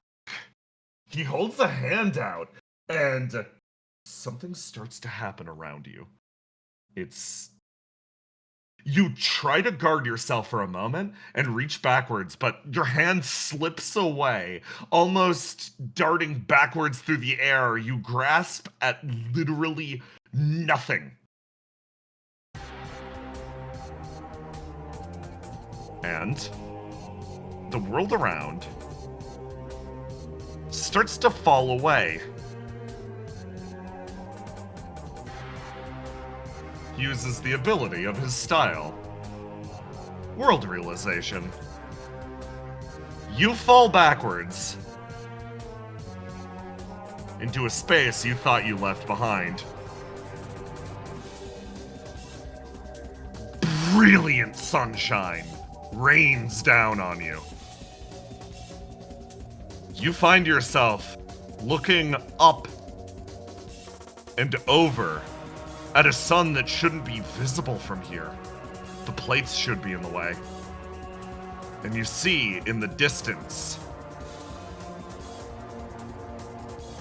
a brilliant ship with a mast adorned in brass. The man strides forwards, placing himself at the very front of it. And he speaks. It's as if you're next to him, and as if he's next to you. This space extending from nowhere. I post this setting. Endless ocean, eternal frontier. At the beginning of each act, fire a 10-foot strafing run on the subject of this setting. Attack originates from the Damned, his ship. Roll to die, choosing an effect, then roll to do using this setting. If your target succeeds in their roll to die, they take half damage instead. Deal 8d6 damage at 100 feet, subtract 1d6 and subtract... At 100 feet and beyond, subtract 1d6. Subtract another 1d6 for every additional 100 feet. Deals double damage to any boats or other nautical structures. Red, rocking waves, moves you 2d6 spaces in a random direction. May roll to die versus 15 to prevent being thrown overboard. Blue, choppy seas. Randomly move all boats 2d6 spaces. Any boats that collide instantly deal 2d6 damage to all passengers and knock them to ground, removing their move action. You look around. You are surrounded by a brilliant fleet. But you can tell, the way that this fleet is constructed, it reminds you of your own homeland. This and these are not the constructions of those that live at the sulfuric lamina below. You can tell, these are the boats of the people that eventually came to conquer it. That man in the distance, looking at his mask, you would almost guess that he's from your part of the country, but looking closer at his garb, it is clear that he is one of those who came from the below world. One of those whose land became a first point of contact in the Demon War. You know the experience. They were the first to die. You position yourself properly on the boat and you hear his voice almost emanate from around you. If you believe in yourself well enough to overcome me here and now, I think I could stand to listen. The others that you saw around me, particularly the one that's covered in all those masks, she cleaned up this scenario without hardly breaking a sweat. If you can't do that at the very least, well, can't say I'm not that interested in meeting with you. You hear a click as the cannon locks and loads on the far side, the dam's cannons prepping themselves and aiming at you. I've allowed myself one rule for this. We're fighting to obtain immortality, to take one step towards godhood. I'm not a man who believes in murder entirely, so I've got one standard. I'll kill one person before this contest is up. I think that's the value of immortality. Make sure it's not you, okay? And then, back in the lily bog. Okay, Chad. All hell is broken loose. Those who just disappeared, very obviously from an effect caused by the masked individual. And I ask you an important question. Hey, Chad. The Moonblood flips her spear. Solar Knight lifts her axe. The caster begins casting. It's time for a two-pronged boss fight. Chat, who are we playing? 1, 2, or 3? Temporarily, independent of the emote pushes, I will let you control one of these characters. Just for a little bit.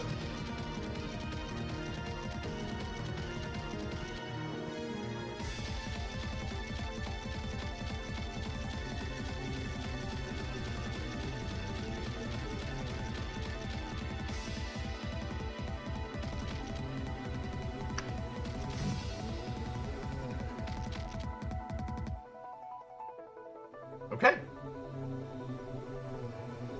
Seems like... Oh, this is hard. Okay, coin. 1 or 2. 2 it is! Over here, you will be playing the Solar Knight. And we will now progress with combat. 1 act at a time. Let's go. Okay.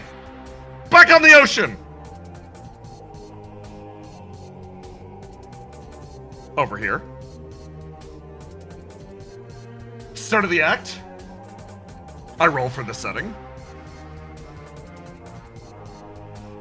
Naturally, roll 20 doesn't work, so you're gonna need to read the flavor text up there, and I will roll for it the old-fashioned way. Okay. Roll 3d6. Red wins. Blocking in red. Aimed at the pro tag. We are looking at this. 21. Okay. Okay, that is 180 feet, so it loses 2d6 damage if this hits. It loses 2d6 damage. And that will be halved. So that is, or that it only loses, yeah, okay.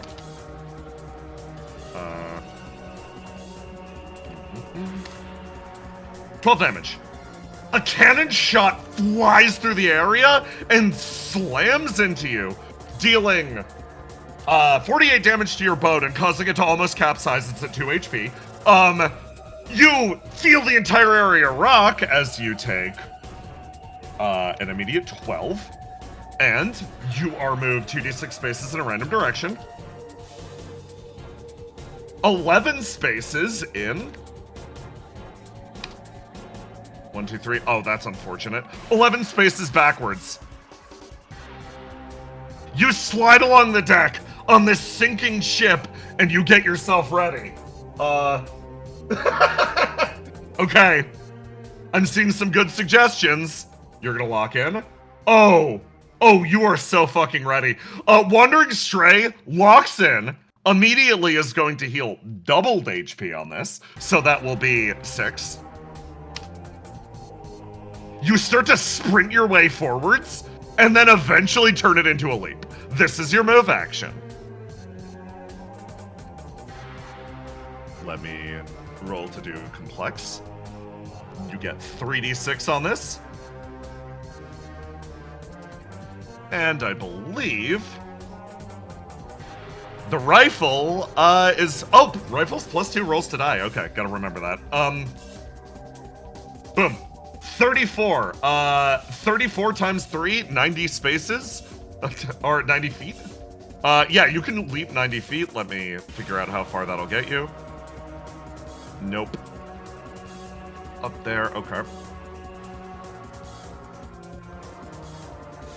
Okay, that really only gives you 2 choices. Lovely. And hey, we have a method of arbitrating this. Chat. Visual assistance showing up in a second, but left boat 1, right boat right. Right boat 2. Left 1, right 2.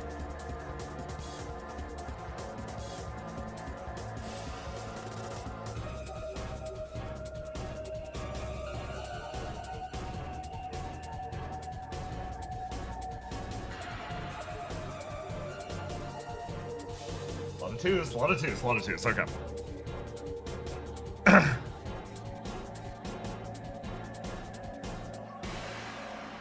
You run and leap from one boat to the other, I'm so happy you guys leveled this. You have no idea. I wasn't gonna give you shit. If you landed in the water, it was gonna be over. Like, this was prepped since the start, but shockingly, you're very well suited for this fight. As you land, pick up your rifle, and just take aim at the man. He's standing there with his arms crossed, and you just leap, fly through the air, and almost with you're not even looking at him. You just allow yourself to take aim, letting your arms swing up into the side, the rifle flying free. Again, I'm going to link what the rifle does.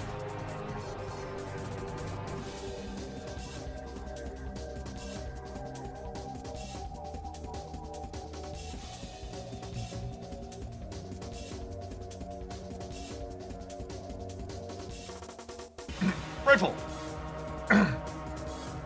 You're going to take a shot now. You aim, you shoot, and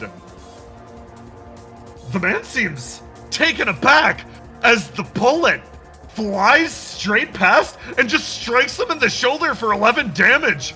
He stumbles backwards and is actually going to take cover back here. I see you're proficient with the firearm as well. The thing that's most shocking, you took that shot in midair, you slide across the ground and take cover on this boat. You are using the boat as shielding. On the next act, when it fires, it will deal more damage to the boat and less damage to you. Here's the other thing.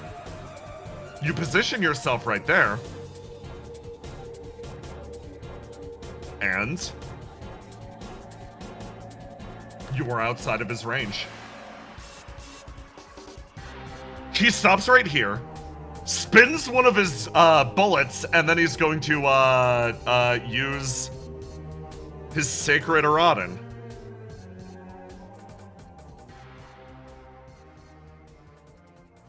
Freshwater style. Roll 1d6. He only takes one stack of Sacred. Okay. That builds up. He's going to prep himself. He heals himself for a bit of the damage. But you can keep closing in the distance.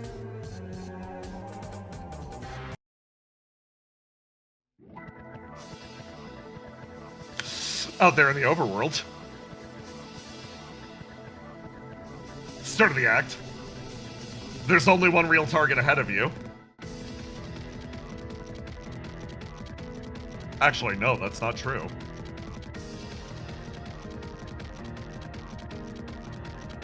You look between the targets currently available to you. It seems that the exile is some sort of undead. Your axe will prove quite effective against them. However, there's another truth that you need to accept.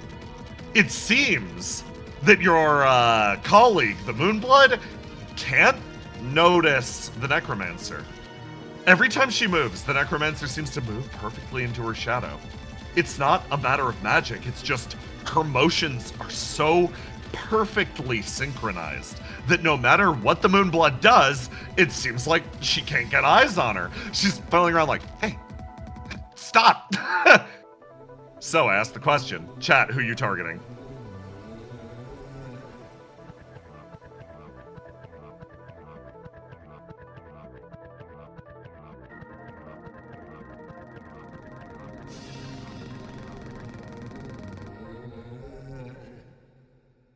One. Okay, lovely.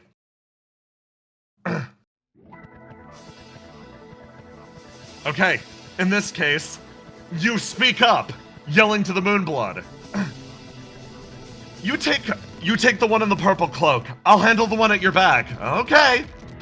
She turns around, and you start to channel holy light through your hands.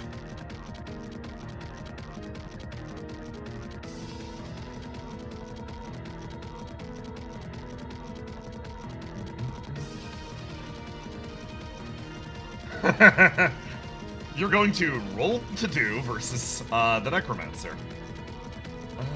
Yep, we suncast. There we go. Okay.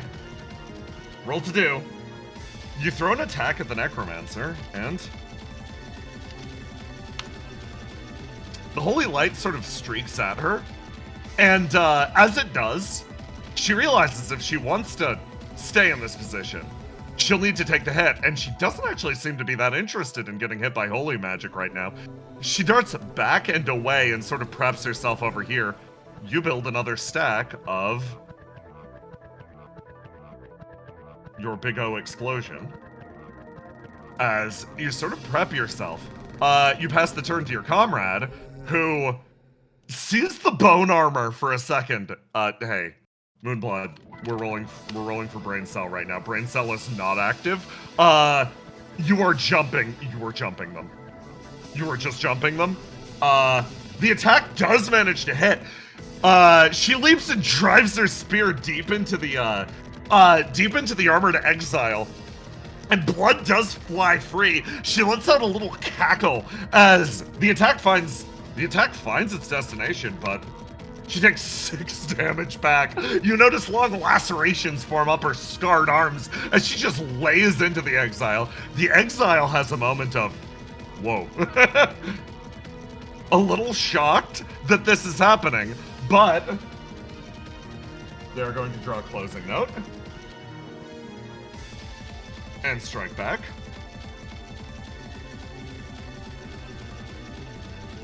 Love to see it. They drive the blade in, almost forcing the Moonblooded back up against the wall. And then they are going to... Okay. Take a stack of this, and then they move away, and they're gonna throw another attack at the Moonblood. Okay.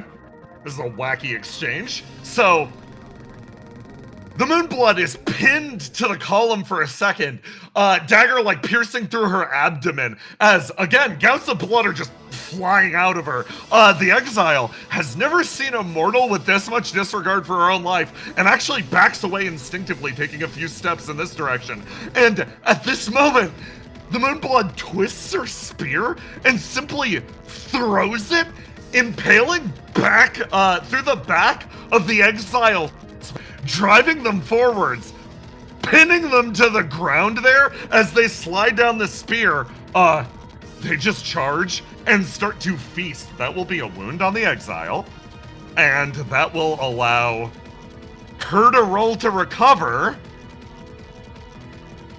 Yeah, she's getting back 25 HP. And then she's gonna take that extra turn from berserking, taking 12 extra damage. She is going to try to follow up, take her spear back, and jut it back down. Okay. This will... Holy shit, is this gonna hit? It does! She picks her spear up, literally leaps on the Exile, and starts to, basically, rip away at them with her bare hands. The Exile is, just trying to detach this feral animal as she closes in and just keeps stabbing with the spear, landing another effective attack and also taking 5 additional damage. Oh my god. You healed 25 and then instantly took 17 again. She was like, wow, I'm on the verge of being wounded. Time to fix myself is now almost already wounded again. The Necromancer looks over, a little surprised at the sheer level of bloodshed occurring over there. And she sort of tilts her head. And she's gonna move in this direction. She rushes the caster of Profane Erodin, and again, same motions as before, sort of bounces across the surface of the water. And she is going to roll this 2. He could block it. He doesn't, but he could have. She moves forward and is going to use Desolate Palm. Infects the flame with a touch. Attack. On hit, mark the target with Desolate Palm. At the beginning of each act, lock out one of the target's dice. They cannot be unlocked by any means. When the target runs out of dice to lock out, they are stunned for the remainder of the act. The cat, you literally, you watch over as she bounces effortlessly across the water, closes in and just lays a palm on the caster's chest, and you watch as the kelp, like, lining his little artificial breathing apparatus starts to just wither and die. Okay, that's gonna mark that. Caster gets a go. Caster is going to roll the die. And start casting. It's what he does best. +6, 23, plus 2d6, 32. That will be a lot of bonuses on this. Roll to do complex. Bonus numbers. That will be 2, 4, 6, 8. Holy shit.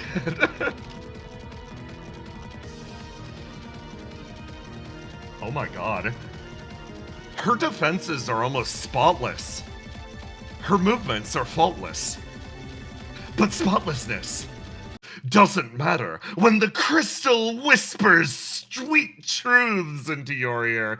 The caster of Profane Erodin focuses all of his energies into another beam of water as she balances there, oh so curious about what his next motion is going to be. He doesn't, in fact, in this moment, create a beam of water as he has been up to this point. Instead, he allows his arm to fall quietly to the side, and forming in his palm is, instead, the weapon of his dear bro. A construction of pure water forges itself in his palm, and he swings it fast. He swings it incredibly rapidly at her jaw, slamming her with a mallet of water as she literally pops into the air and just thunk, lands on the beach, utterly stunned for a moment. He spins the hammer around, opens the palm, and it flick back into an orb of water. I've spent quite some time studying the martial arts as well. I was a participant in your demon wall. Madame Ringwall, was it? She picks herself up. Oh, you're familiar. Anyone on the sulfuric lamina would be. From what I understood, you rose the dead of all the brave warriors that held the line against that infernal pit. That I did, she says with a slight smile. I see. Well, for desecrating the corpses of my brethren, I hope you're ready to pay the price. He preps himself with another burst of water, and then desolating palm takes effect. He looks down as motes of flame almost start to leak from his body. This can't be right. As you were saying. The water protects me. It shouldn't. Oh. The water's doing its best right now, I'm sure. She smiles and continues to watch. He starts to panic. All of his constructions of water casting. He looks around. That would keep him alive. She did the functional equivalent of throwing a fish out of its bowl and onto the floor, and just simply watching it gasp. A moment of horror spreads over him, and then he looks at the river around him, and he performs the only logical option at this point. He throws himself into the water and disappears. Oh, I see. That's his decision. Well, she turns around and lightly steps back in this direction. You make eye contact. We can continue where we were then. You pick up your axe. You get yourself set. And we go back to the ocean. Guys, I don't know about you, this is a blast! Okay. Start of the new act. It's time to survive bombardment! Roll for the endless ocean! Okay.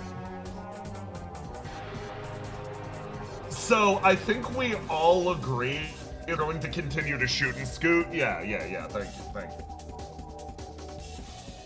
We're not trading off this stat. Okay, unless Ocean's character sheet just refuses to post, so that's fine. We do this the old-fashioned way. 3d6. I flip a coin. Clear skies, no negative effect. However, the bombardment still...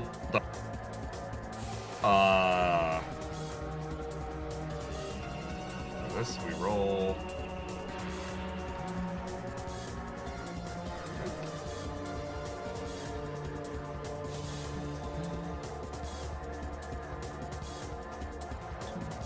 Okay. 1d20 plus 5 plus 4. There we go. That's a solidly low roll. Very nice. Yeah. Oh my god. You are able to keep ahead of the various sounds of impact. You're closer than you were before, but still outside 100 range. It'll take the 1d6 penalty.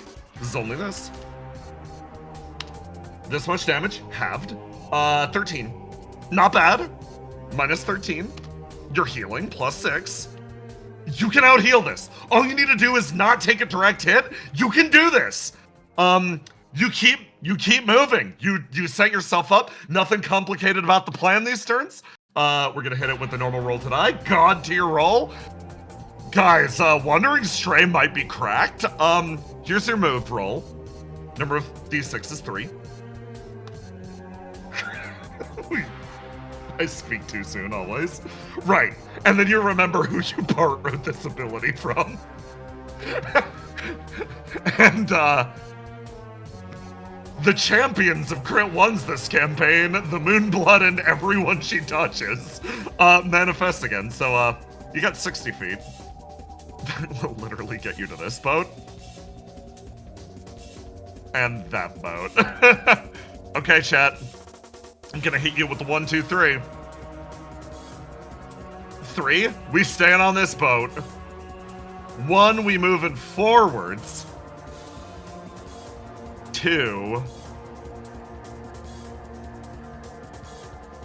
we moving over here. Oh, right, I forgot. The boat took 50 damage. It is sinking. It will not be present in a second. What way are we heading? Forwards?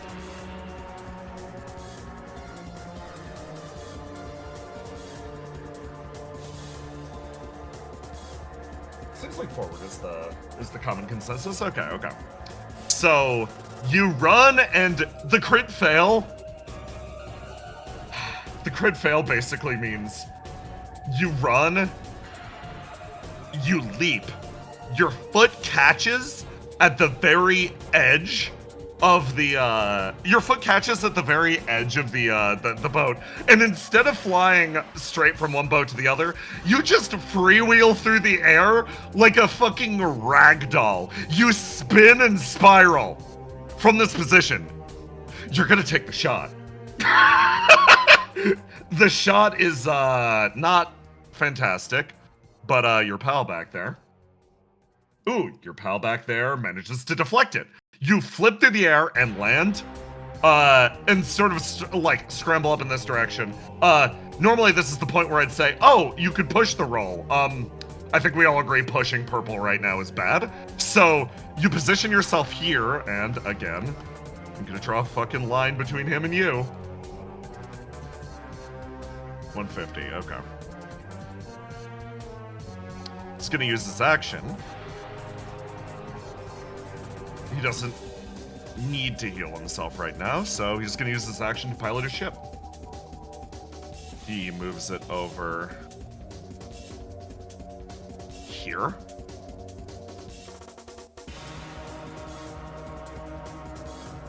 And he's going to take just a normal shot at you. Okay, 15. You hit the deck and enjoy what is the least eventful turn of combat ever. Back over here. Okay, chat, any bright ideas? Moonblood's losing her fucking mind over here mauling the exile. You are here, Necromancer in front of you. Your boy just bounced into the water. What's the plan?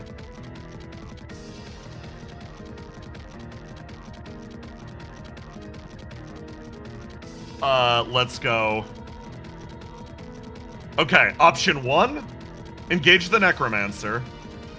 Option 2, buff yourself. Option 3, try to help the Moonblood, maybe?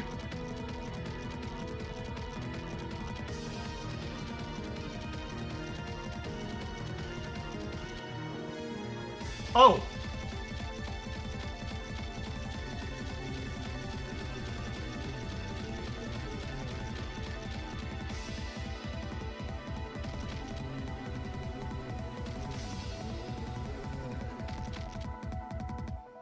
Arms. 2-2, okay. Gotta buff self to keep from dying early, okay.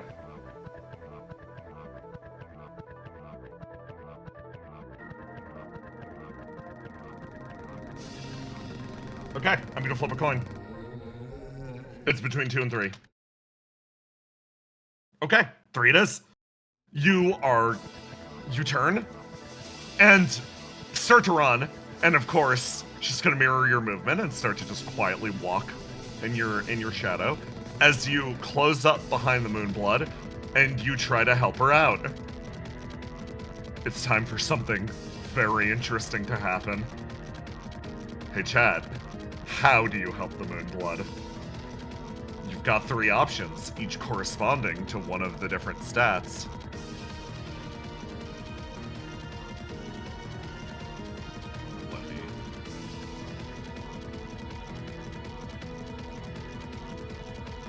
Option 1, try to separate the 2 of them. Rip them apart, make sure that they can't kill each other any further. Option 2, move in and simply smash the exile with your axe. Which, by the way, I need to charge again. Option 3, try to heal the Moonblood. The exile's an undead, and your healing probably won't be tremendously effective on them, but, you know.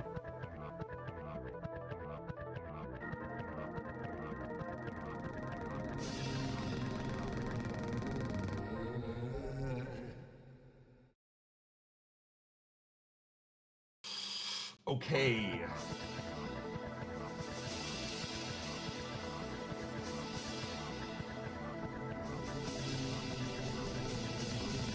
Oh, this is so good. You're about to get so much insight into the Solar Knight's character. This is great. Okay.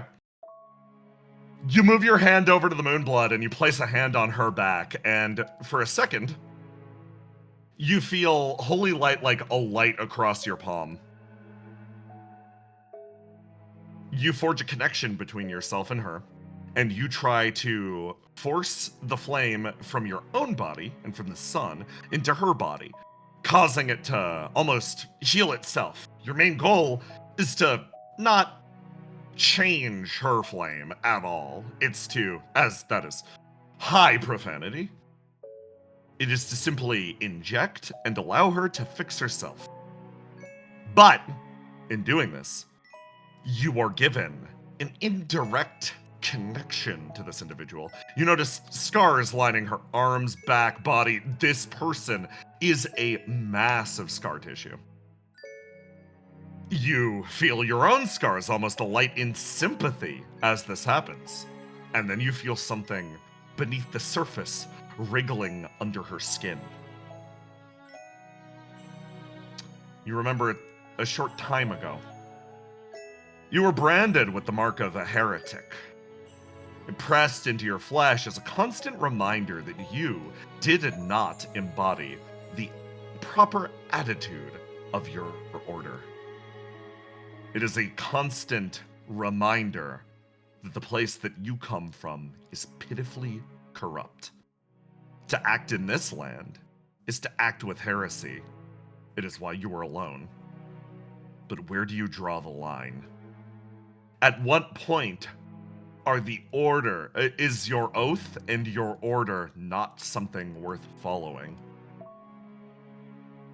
You place your hand on her back and you can tell, with just a push, you can defy your oath, alter her flame, and draw out some tremendous power from inside. Option 1. Unleash what's inside of her. Commit heresy. Option 2.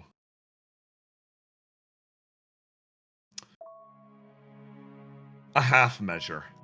Form a bridge between yourself and her. Let her draw and feast upon your own flame, instead of altering hers. It is still heresy, but for you, it retains a shred of your own morality. For you, this is a kinder thing. You will not be altering her flame in a way that she does not accept or otherwise approve of. 3. Stick to your oath. Maintain what the Order always taught you. The flame is like the soul. To mess with it, to corrupt it, that is an unforgivable action, regardless of direction, regardless of motivation. Chat, 1, 2, or 3.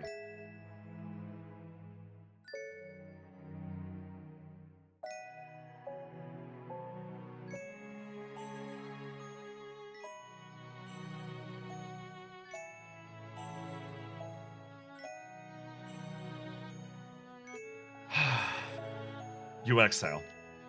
You feel the temptation. The lure of being the lure of the fallen knight. You've already given up on your oath, your order once. It's a little bit more. It whispers at the side of your mind. If you did this, surrounded on all sides by those practicing the profane arts, you could easily make yourself stronger than them. You could probably even stand up to her. But while you may not maintain the Paladin's oath anymore, you at the very least maintain your own. You did not come to Vinyat to lord over others. You extend a hand. You did not come to Vinyat to permanently change others. You allow fire to flow through it. You came to this land specifically to offer a hand to those that the gods abandoned. And as such, you forge the connection, allowing her to feast on your flame. You see someone in front of you, you will help them. It's as simple as that. To do the one thing you wished the divine, the one miracle, the simplest miracle, the one thing that is missing profoundly from this world. You forge your connection. And in doing so,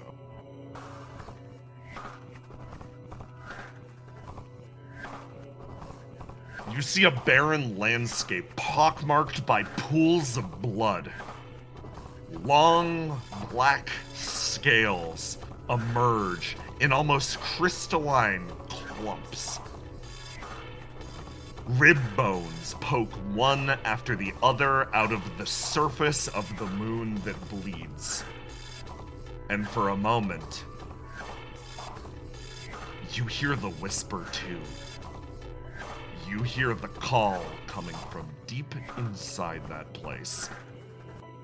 But more importantly, you hear the call of the moon-blooded in front of you. The one who willingly took in the viscous serum of this place, allowing herself to be changed. There's no doubt about it. The second that you come into contact with this material, your life has come to an end. It's funny. You realize exactly what carried her to this land. It's because, very simply, her life ended the moment she became a moon-blooded. Her role is the whispered, the one that hears the moon. That is just an added after effect. Through this, you, the Solar Knight, start to genuinely understand the nature of this contest. And you understand the nature of the souls drawn to this place.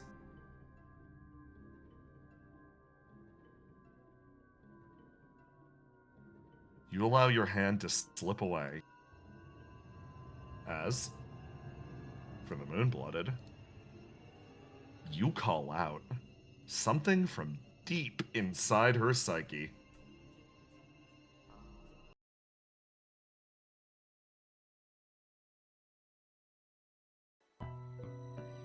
You feel the flame almost start to boil and pop inside of her. You functionally activate one of her gifts. You didn't heal her. No. Healing her would have been causing whatever this emotion is to be quelled even slightly. Instead, you called out that deeper voice. Her flesh starts to reknit itself rapidly. The Moonblood enters this secondary state.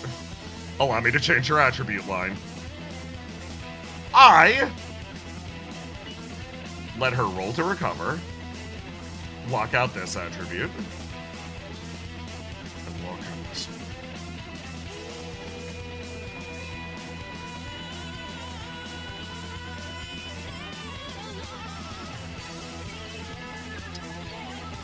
Roll to die.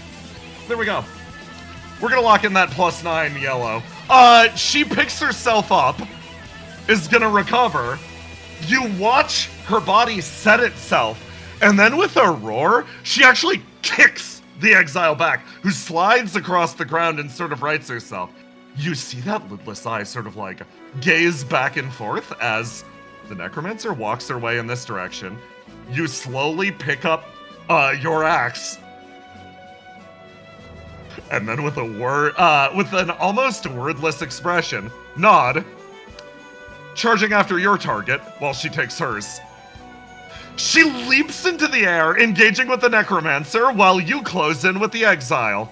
Over here, she's going to perform her attack, immediately getting back to combat.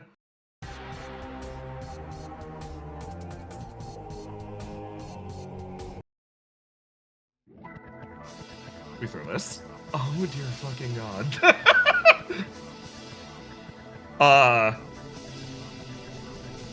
Hey, that thing that was happening to the exile just moments ago.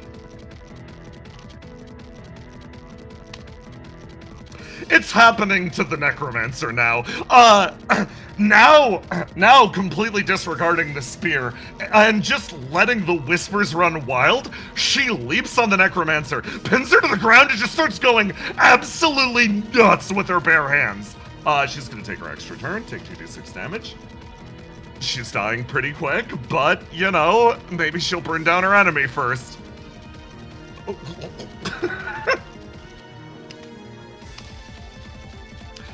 The attacks rain one after the other down on the necromancer's mask.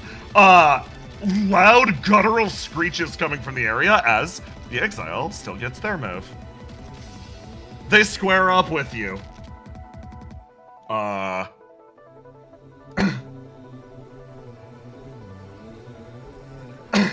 You prep yourself. The sacred flame's still licking around your skin as the exile slashes you and is just gonna keep darting backwards. The attacks continue to bear down on your location, but in this case, that will be a miss. As you almost, you raise up your guard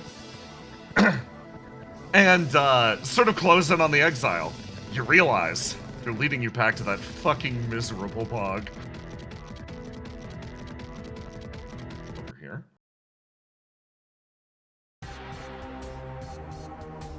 We come back to the ocean after the least eventful turn and the most eventful turn we've ever seen.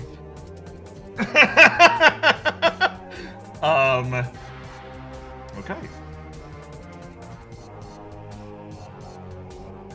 You're going to pick yourself up, and we roll, of course, for Endless Ocean. Roll 3d6. Okay. The boats are all gonna bump into each other. You're not near a boat that does that, so you're fine. 1d20 plus 4 plus 5. 19, beat a 19. You cannot be hit! You cannot be hit! Maybe, oh yeah. Okay. I see that suggestion. You set yourself, get ready, and I roll the damage. This is within the 8d6 range, so it will be 29. Halved, that's gonna be 14 damage. Nice, not bad, minus 14. And then we add 6 for being near the water.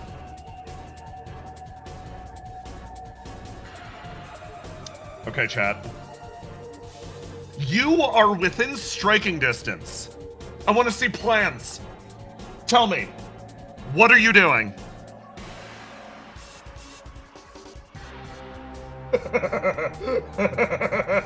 Mark. Reaper's Mark. Moon dive. Mark and shoot, scoot and boop. Down smash, we jump and hammer him. Okay. It's decision time. It's decision time. I'm seeing too many good options. Okay, you know the deal. We got purple saying mark and shoot. We got yellow saying leap in. Leap in and steal the weapon. And then we've got green saying leap in and smash. So it's 1. I'm not looking at the results quite yet. I gotta give the visual representation. Okay. Mark and shoot. Mark and shoot. Leap and smash. Leap and steal. 1, 2, 3. Let's go.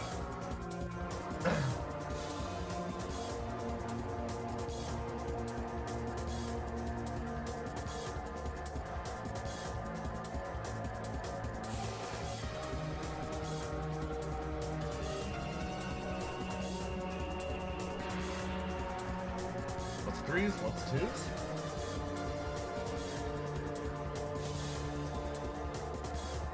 We do need to be purple to jump, yes.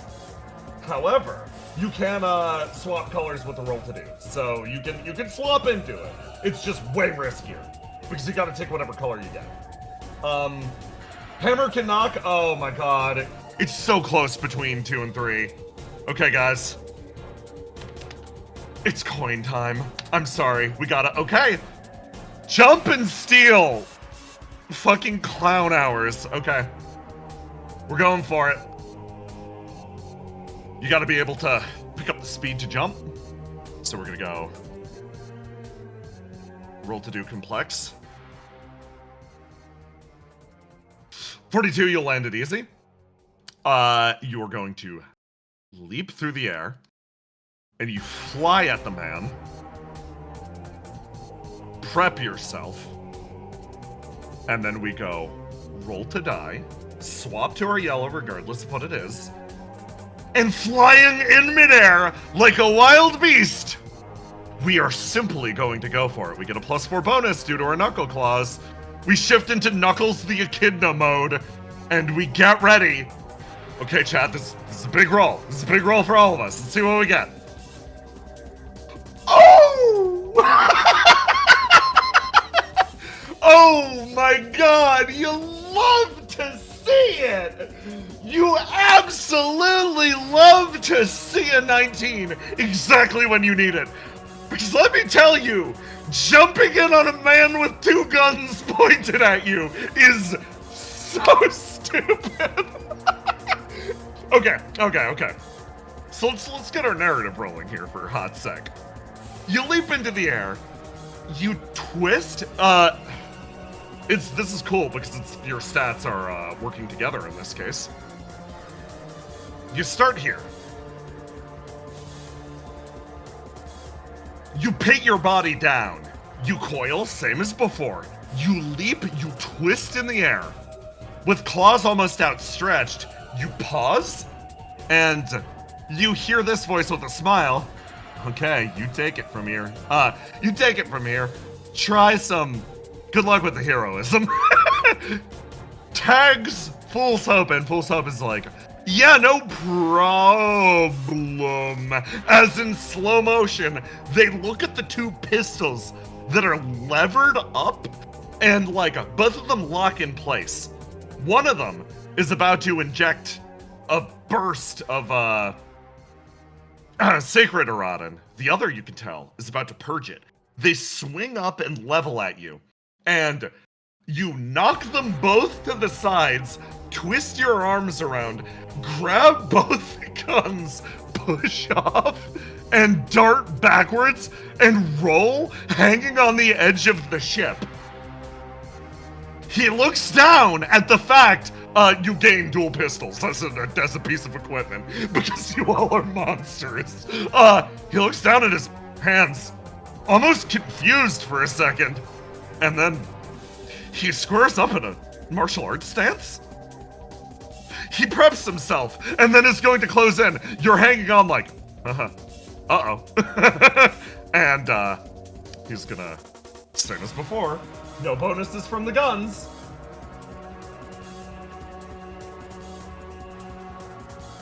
Gonna hit you with that. Wait, no, he's not gonna hit you with the fresh water. He's gonna hit you with he's gonna assault you. Ocean Wave Staccato attacks 3 times. So, 1, 2, 3. Love to see it. You position yourself here, and from this spot, you quickly swap to, oh god, lore, as an attack comes in, dealing 1d3 damage. Boom, 1d3. That purges 3 stacks of Sacred Erotin. First of all, you take 3 damage. Minus 3. That purges 3 stacks of Sacred Erotin and causes you to explode. If the target is marked with Sacred Erotin, yep. Explode for each of them. That will be 2d6 for each, so that's 66 damage as boom, 23. You're immediately wounded as one arm arcs down and just taps you in the forehead as you feel all of the healing energy just purge from your body instantly. And what's left instead is pure and raw pain as the Sacred Erotin is driven from your body. You're wounded. Immediately you go back up to 34 HP.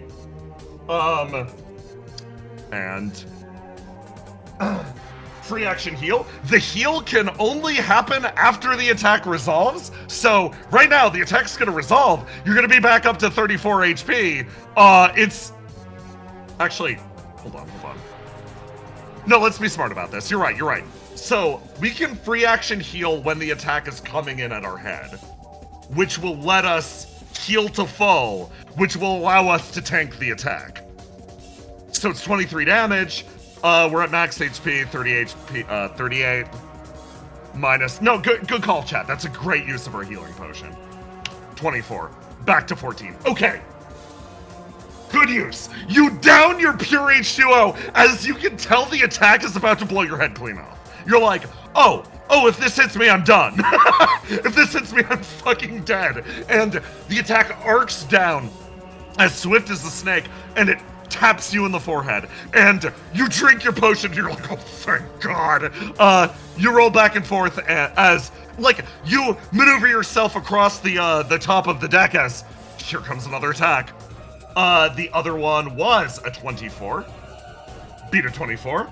21, not quite enough, as this next one comes in and you take, roll 1d3.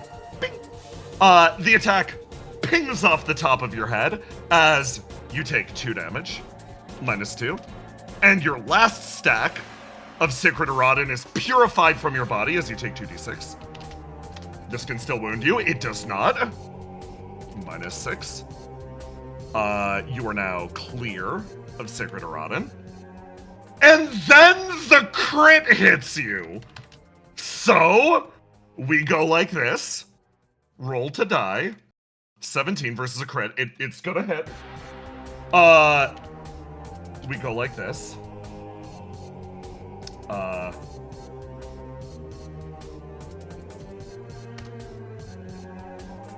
The attack comes in at the top of your head. Oh, right, this would be a clash. Okay, yeah, this could be bad, but we might be able to clutch it out. Okay, we do manage to clutch it out here. Okay. So instead of taking the additional damage here, you manage to, Lore picks up the sword and shield. And breathing incredibly heavily, you actually pick yourself up and you shield one of the incoming attacks, pick up the sword, step into the area, and still panting, set yourself here. We're doing another turn for these guys because it's very engaging right now. And, I think... No. I'm respecting my fight rules. You steady yourself. He steadies himself. You've taken his weapons. He's still good for health. You're not doing good for health, but you can tell. Just with a little bit more. If you keep pushing, maybe. And then...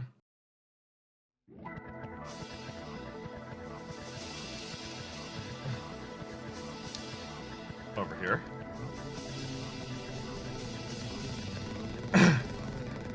Hey chat, immediate decision. They're leading you into the swamp. You following or you standing your fucking ground? You following, you standing your ground, or are you turning around? 1, 2, 3. 2, okay. Smart call.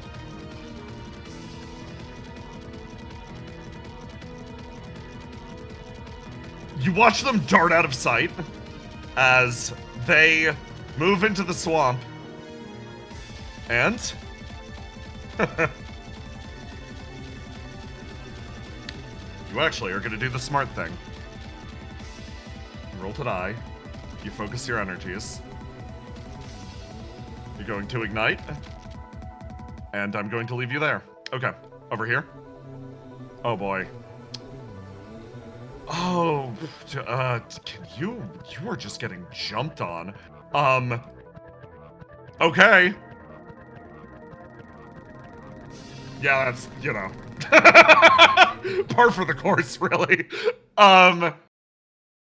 She's starting to lose steam. She's starting to lose momentum.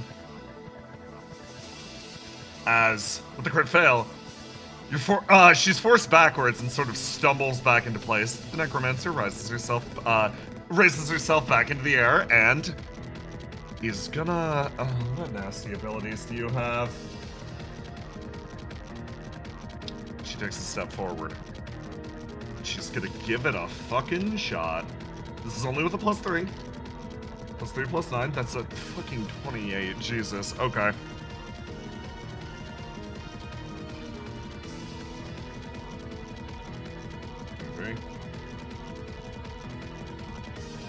She reaches forward and hits you with Desolate Palm.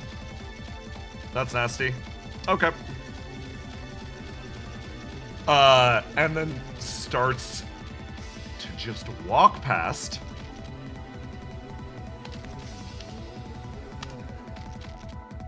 Takes 10 damage. The Moonblood takes a wound and seems not to notice. She whirls around even with the Desolate Palm on her and is going to stab forward with that lance again. Going to roll to do. Stabs at the Necromancer's back as the Necromancer. Oh my god. Gets impaled with a spear again. For a moment, she was certain something must have happened. She disrupted the flame of this woman in front of her. But without fail, she continues to drive herself forwards, almost like a machine. She carries her body up and simply arcs the spear forwards, stabbing the Necromancer through the back. And again, something very funny happens. Necromancer looks down at herself. Even during the Demon War, finding something this resilient, this strong, was almost an impossibility. She feels her almost Icarus blood start to trickle from her. I roll to recover twice for our Moonblooded, having wounded the Necromancer. We go 1, 2. Okay, she's full. She seems genuinely shocked by the by the evolving situation. As she quietly turns around, the exile disappears into the distance. You look over. You pick up your axe. It's just you and her right now. Holy light cascades around you. You've been channeling a spell. But we'll get to the effects of that next time. Back on the ocean!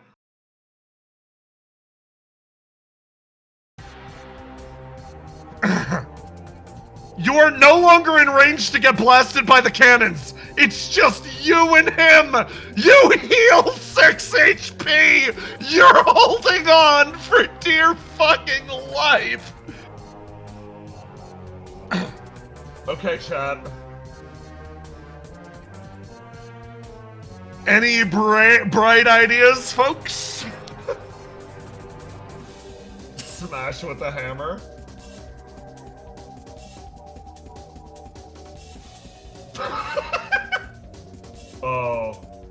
Oh my god.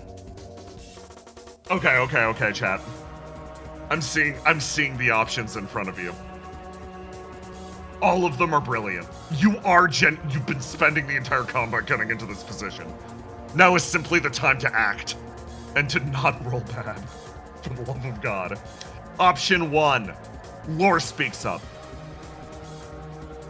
I just felt the Sacred Erodin purified from my, I've just felt the Sacred Erodin corrupted within my body based on his abilities. I have the ability to cast Profane Erodin. He is currently marked with Sacred Erodin. Give me a chance. I know I'm not the best fighter of the group, but if I'm able to focus a beam of water, I think the same effect that struck me a moment ago and almost cost me my life will work on him. Effect 2. I'm gonna hit him really hard. Smash with mallet. Jump in air, smash with mallet. This is a duo combo. Let me mark this. And then option 3. Now that we've got his weapon, we infight him with our fists. We go person to person, we close in the distance, and we show him who the better fist fighter is. Okay, chat, what's your plan?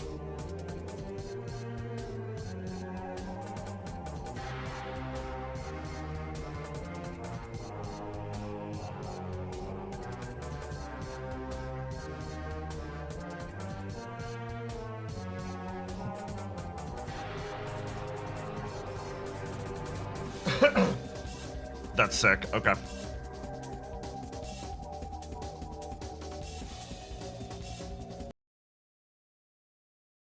You exhale and feel this moment. Right now, it's been a long time since you fought a warrior like this.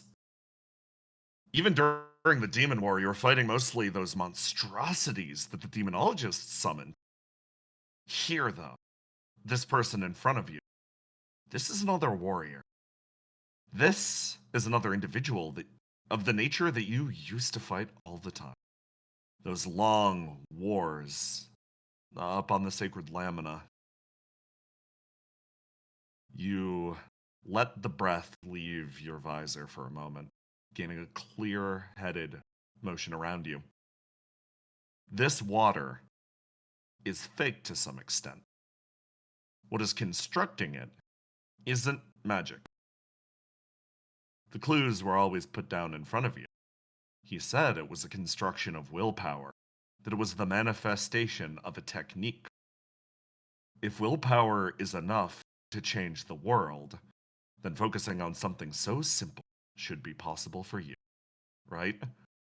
You turn, and you leap, showing your back to the enemy, an act of disgrace which you hear the man scoff at. You slide along the surface of the boat and actually position yourself here. You've been putting so much work into keeping yourself separate from the water. But in this moment, you recognize that right now, the water is your friend. You leap into the air and you begin to cast your profane Erodin. Exactly enough, okay. The bolt of water begins to form in your hand, and then you actually stop and convert it. For a moment, you consider focusing on that original technique. The one that you've seen the caster perform again and again and again. But something almost seems to resonate with your mind. No, a different plan. What was he doing? Observe and learn. That has always been your way. As such, you throw yourself from the side of the boat, and in midair, the waters begin to cascade around you. You take the power of this place and focus it in your hand, instead of focusing it on a spell that will fire a beam of water. You are going to do something simple. You are going to heal the sacred man with profanity. You focus your energies on him, and you let loose. A torrent, a cascade forms around the man. While marked with sacred Erodin, any healing caused by profane Erodin is converted to damage instead. In this moment, you threw yourself into the air. You clashed with the man, and you crit. Water begins to form around your hand, and you determine the true nature of the crystal, and you funnel it into the man's body. Hey chat, do some math with me really quick. We are going to heal this individual, and then, well, we're going to double that healing, and then we're going to double that healing again, and then we're gonna double that healing again. So,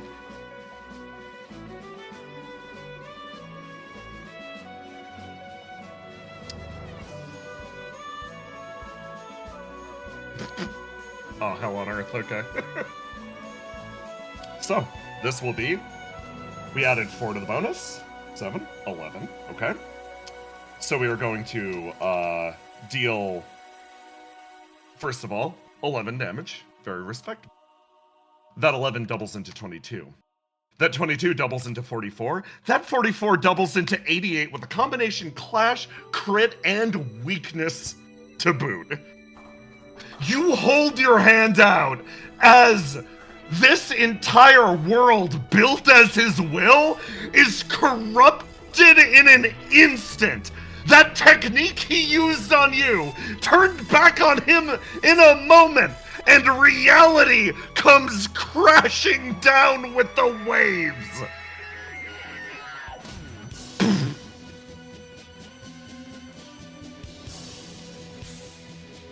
Over here. You prep yourself as the necromancer slowly turns. But at this moment, the exile chooses to strike. They dart back and forth between the tree line, closing the distance. Move, action, attack, normal attack. You set your arms, you get ready, and you simply focus. The damage not enough to break the focus of your casting. Your other ally drives the spear in as the necromancer turns. You can tell, no matter what, in this one moment, if the necromancer is able to finish whatever she's casting, the situation is going to go from complicated to unsalvageable. As such, you finish casting your spell. Love to see it. Holy light begins to form around you. It's not a practical spell, not for combat, not usually. But in this one instance where you had someone at your back, you felt you could pull it off. Use the spell, mend wounds, and cast it on a man barely clinging to life on the shore as water begins to fly free from the man. He picks himself up, becoming unstunned as you return a dice to him. He coughs, similarly takes aim. +6, 20. +2, 22.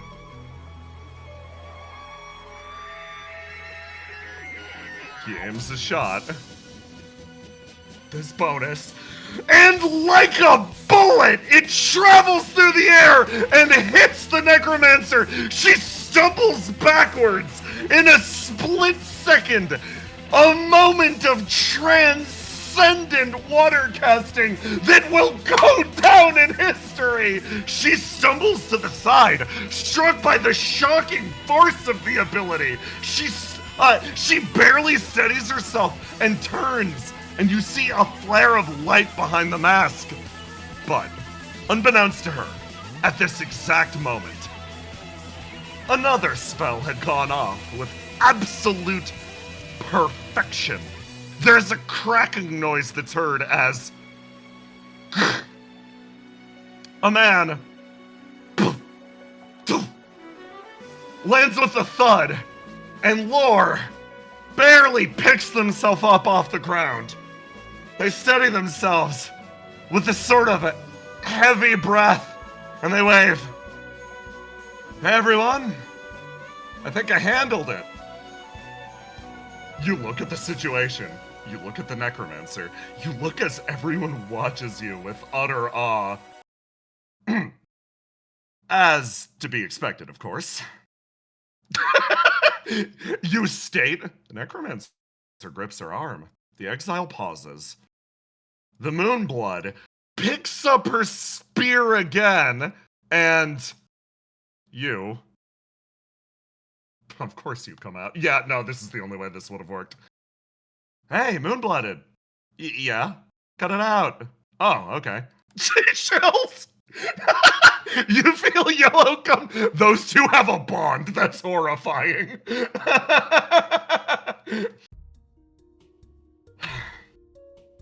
There's almost a moment of like relief and silence as the caster, the pioneer of Sacred Erodin picks himself up. Wow. Never been hit with profanity quite that bad. Sort of folds his legs. Didn't realize you were one of us. Why didn't you say so earlier, you idiot? Come on over here. The necromancer pauses and sort of turns, looks over. Oh, this is the direction things are going. Interesting. She sits down. The exile stops and then just bolts. They're out of here. The Solar Knight remains guarded. Moonblood just falls back into a relaxed stance. You walk your way over. Come on, sit down, sit down, sit down. Come on, sit down, sit down, sit down. Chat. He's patting the ground next to him. Do you sit down, yes or no? 1 no, 2 yes.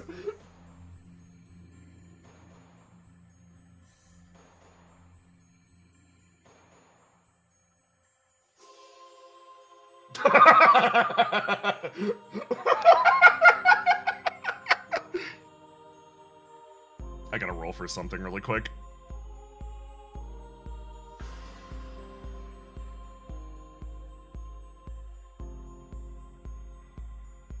You walk over and you sit down next to the man, addressing your wounds, looking at his, and then I roll something for him. Hysterical? Okay. He pauses. He's like, first of all, no need for violence beyond this point. Everything that happened was, let's just say, I didn't realize. I looked at your armor and sort of came to some assumptions. But I'm starting to realize something about you. You can manipulate water magics the same as people from my country. Okay. That actually changes things. So, I want to say this before anything else happens. I'm going to be utterly blunt. Nothing personal about this. He uses the same technique and sends you back to the water. 10 minutes later, the pair of you come crashing back down with a loud, powerful laugh. Okay, wonderful. Okay. I think I've got things set at this point. Sit down. Frustrated, you walk back over. I'm sitting too. I'm going next time. Okay. I suppose I didn't understand the fullness of the circumstance. You over there? Yes? Pulling himself up onto shore. You're also a caster from where I'm about, right? Yes. You're one of the islanders, correct? Yes. Sit down. Everyone piles around in a circle. Miss Paladin, I think you're the only one who has yet to take a seat. She remains standing. Understandable. All right, then. Well, look at this. Can't say I exactly expected to see any of my countrymen in the area. So, begs a very important question.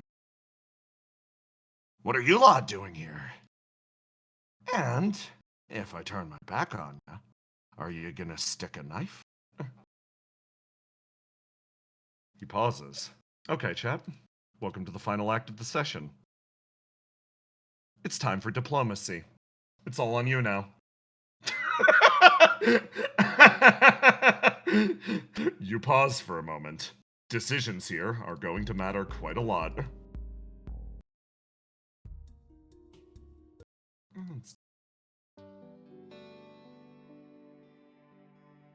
Oh, bathroom break. Yeah, no, final break.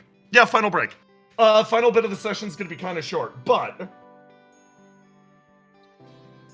let's take a quick break. I need to rest my voice. Wow.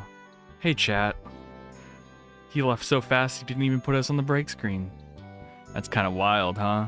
Just me, you, all these little freaks in front of us. Thanks for coming out. Hi, chat. Also, Mask is here. Hello. Also me here. Hello. And also Roma. Hello. Oh, yeah, there we go. There's the break screen. Yeah.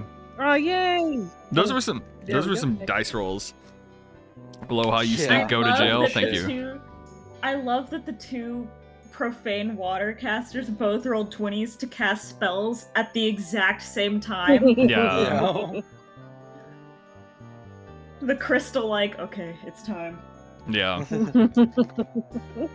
They know. Crystal having a great time in the water, having a great time Meanwhile, playing the water game. Meanwhile, fuck the moon. What did the moon ever do? Only give ones. Sadness. Only give ones. Not enough profanity, everyone swear.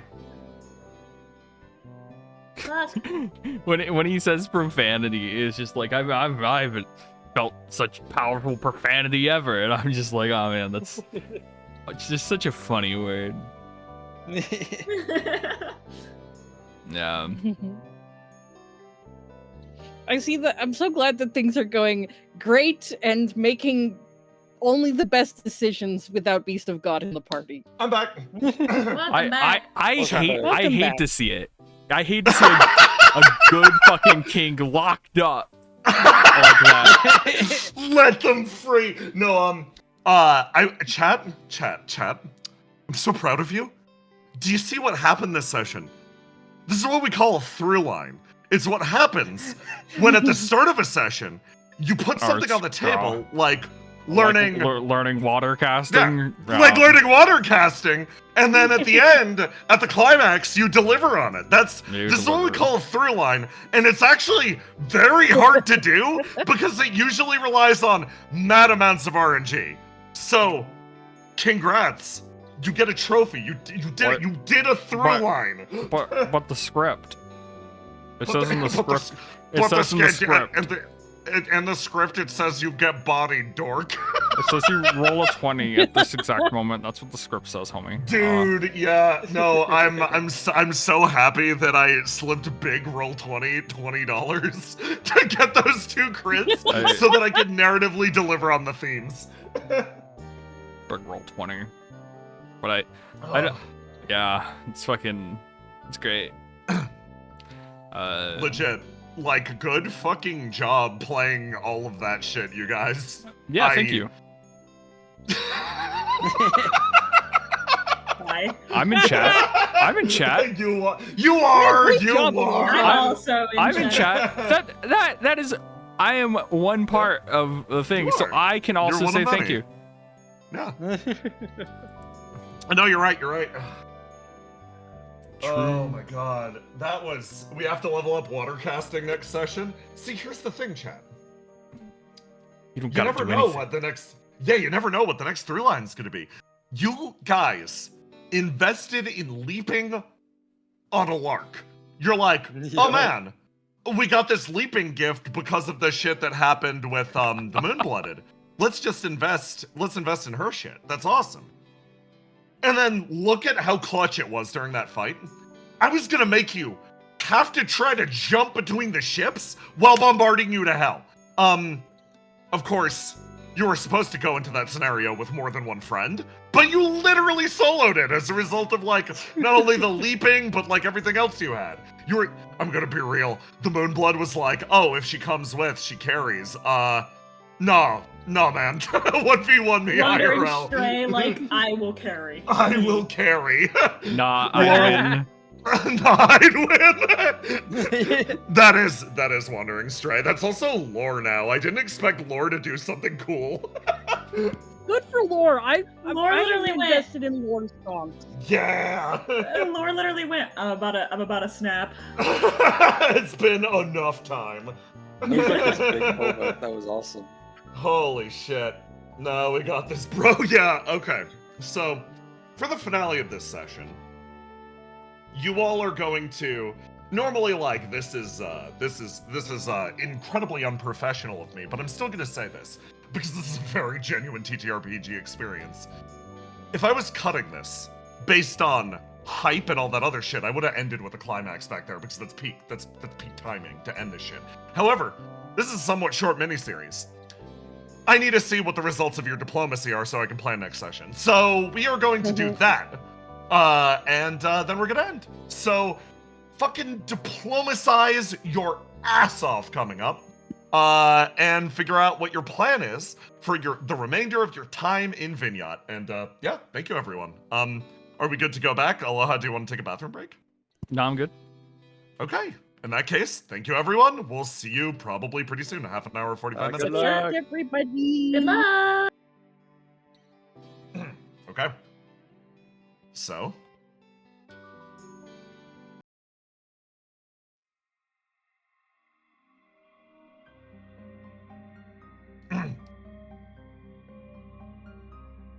It seems like you've gathered everyone's attention. I'm gonna space you guys out a little bit better so you're not just literally crowded up over there. Moonblood sitting like a cool guy, you in the water, you sitting in the middle, you here, you still very much on guard, ready to bring the necromancer. Okay. Okay. Oh. Yeah, I'm seeing a lot of consensus here. You open up by being fully honest. Instead of obscuring anything, you have assembled in front of you almost all of the competitors in this little contest. As such, because they are focused on you at the moment, you will probably not get a better chance to share your story. And so, you tell them about yourself. You tell them about your association with the Malori. You tell them about your arrival in this land. You tell them the truth. You tell them that you are dead, and you arrived before this competition was ever made. One of the main heralds of your... Well, it seems like you gained consciousness as they were arriving, as a few others report in. Your main goal in this place, you share, is to discover not only your true nature as a being, but to discover who is manipulating things from behind the scenes. I got a question then. Why? What do you get out of this? You're asking who is manipulating things from behind the scenes. Sure. Is it because you intend to claim your own immortal soul back, or is it because you intend to get even, get revenge on whoever's manifesting you here, or even, if you're dead, is your goal to rest easy?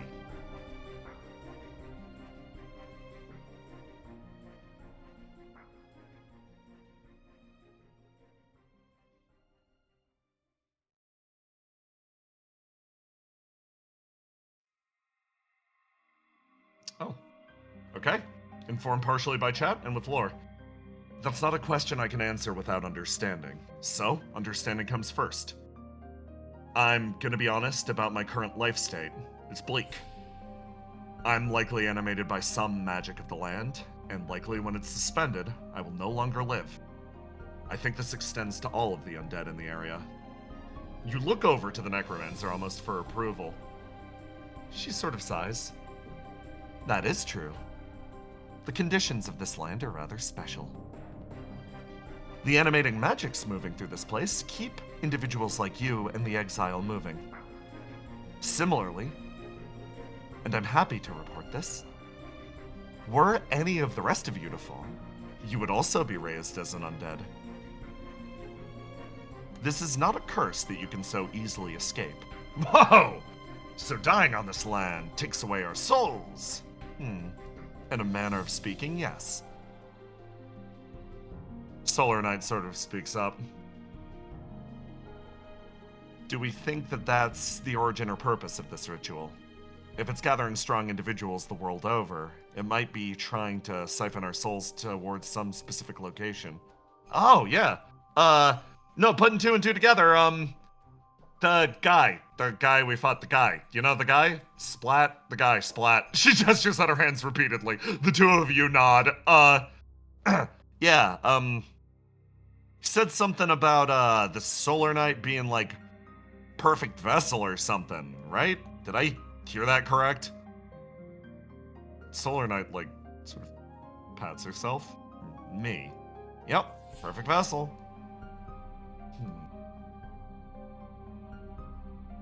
There's a moment of silence. As such, I think we need to start to understand what's happening before we make any decisions. It's clear that at the very least, our deaths are something that are desired by our mutual enemy. So, in the immediate, I think it's wiser for us to pursue peace. Wouldn't you agree? Wiser to pursue peace, yes, so long as the peace can be trusted. I think that's the key here. I trust you well enough, but what about everybody else here? You have a moment. Convince the pioneer of Sacred Aradin that, well, the squad is trustworthy. It seems that he trusts the necromancer and trusts you. How do you negotiate this?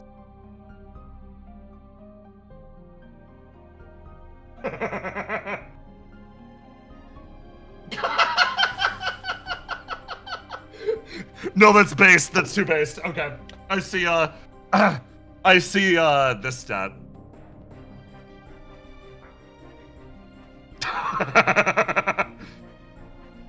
Immediately popping up. Well, one, I'd like to offer a game. Like, we could try to settle things if we engage in mutual competition. But two, I think if we draw out from that even further, trust is earned, right? Yes, agreed.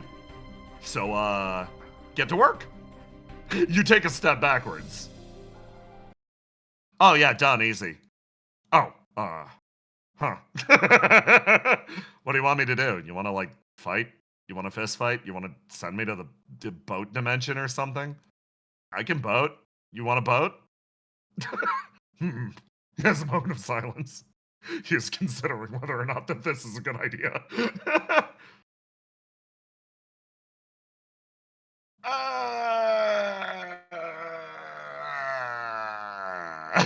He briefly looks up at the Moonblooded. She is vibrating in place. Huh. I think I can trust you well enough, so long as you can keep your bloodlust down. Whoa, got it already. Damn, I was hoping for something more. She takes a step backwards and resumes her old position. That one over there. Motions over to the caster. I suppose by default I sort of trust people. That? Really? Oh, I didn't know that we were so kindly looked upon by mainlanders. I'm not a mainlander. I'm a traveler. I've lent my ship to plenty of wandering missionaries like yourself. I know you're not allowed to stab someone like me in the back. Well, that's great. You look over, considering it for a second. The caster, though devout certainly, was one of the primary individuals you've seen attempt a backstab on the Solar Knight.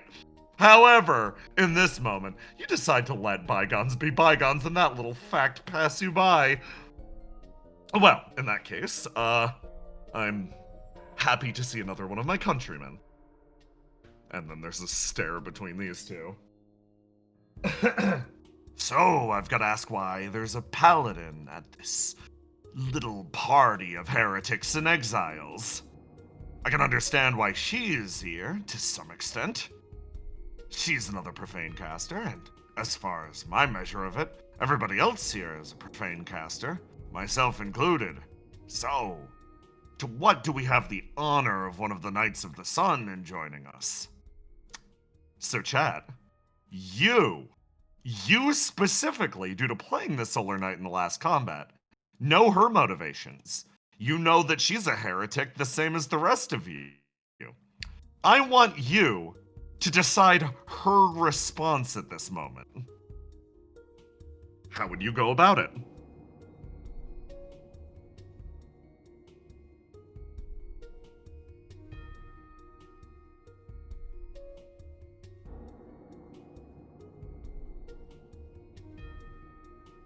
Damn, okay. Kick ass. Okay, yeah, you guys are fucking awesome. Cool. She goes quiet, actions speaking louder than words.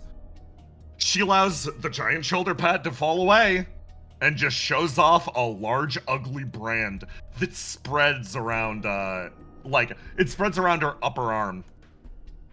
It almost appears to be the closest thing that you could compare it to is almost a mark of the sun. She sort of exhales. The necromancer whistles? Like, whoa. The Moonblood's like, huh? Over here, you look over at that mark. It doesn't exactly stir anything inside of you, but for the three from the sulfuric lamina, they seem to have an immediate response. I might have misjudged you. That's, my fault. I didn't understand you were one of us. Okay. It's unfortunate. And you're still sane? She looks down, sort of opens and closes her palm. Every 2 hours, without fail, this strikes me with an unbearable pain. In terms of sleep or any other reprieve, I haven't been able to have it in probably about 2.5 years at this point. If you're curious about why I'm here, I was probably drawn in by the rumors, same as you. I'll be honest. If they prove to be true, I'm curious about what potential this Defiance of Liars has. If it allows us some form of access to the realm of the gods, She actually looks over at the Moonblooded, who cocks her head a little confused. I have a very simple wish. I would like... She plops down on the grass. If possible, I would like to become a god. The necromancer actually sits down next to her. Interesting. So that's why you... The knights of my order spend most of their time praying for reprieve from on high. But the more you focus on the sacred arts, the more you discover the truth. That strength, she pats her chest, comes from in here mostly. The sun provides a small amount, but I'm from the kingdom of Sangavold, We have grand telescopes that show off that the sun is just a thing out there. There's no great deity on the inside. Of course, you'll burn your eyes pretty bad if you look at it for too long, but she, like, lightly laughs, scratching the back of her head. We're not weaving miracles based on some profound deity's intervention. Proof should be, I'm the strongest sacred caster that I'm aware of. And look at me. I'm technically and definitionally a heretic. Heaven's empty, at least currently. I want to make sure if people pray to it, there's somebody listening. You recognize what you're saying as high heresy, correct? Yeah, none higher. You sort of pause, look at each other. Well, in my case, I came here because I heard that this was the place where one could sever their mortality. To tell you the truth, I'm old, only getting older. I want to see the dawn of this new world that we're on the cusp of. I want to see what becomes of this place I spent so long exploring. Eventually, I wound up poking my head into every single island down there, but there's a lot more than just islands, right? Here's the thing about it, it's always changing. So, I'll need a body that's as old as the world if I want to see it all.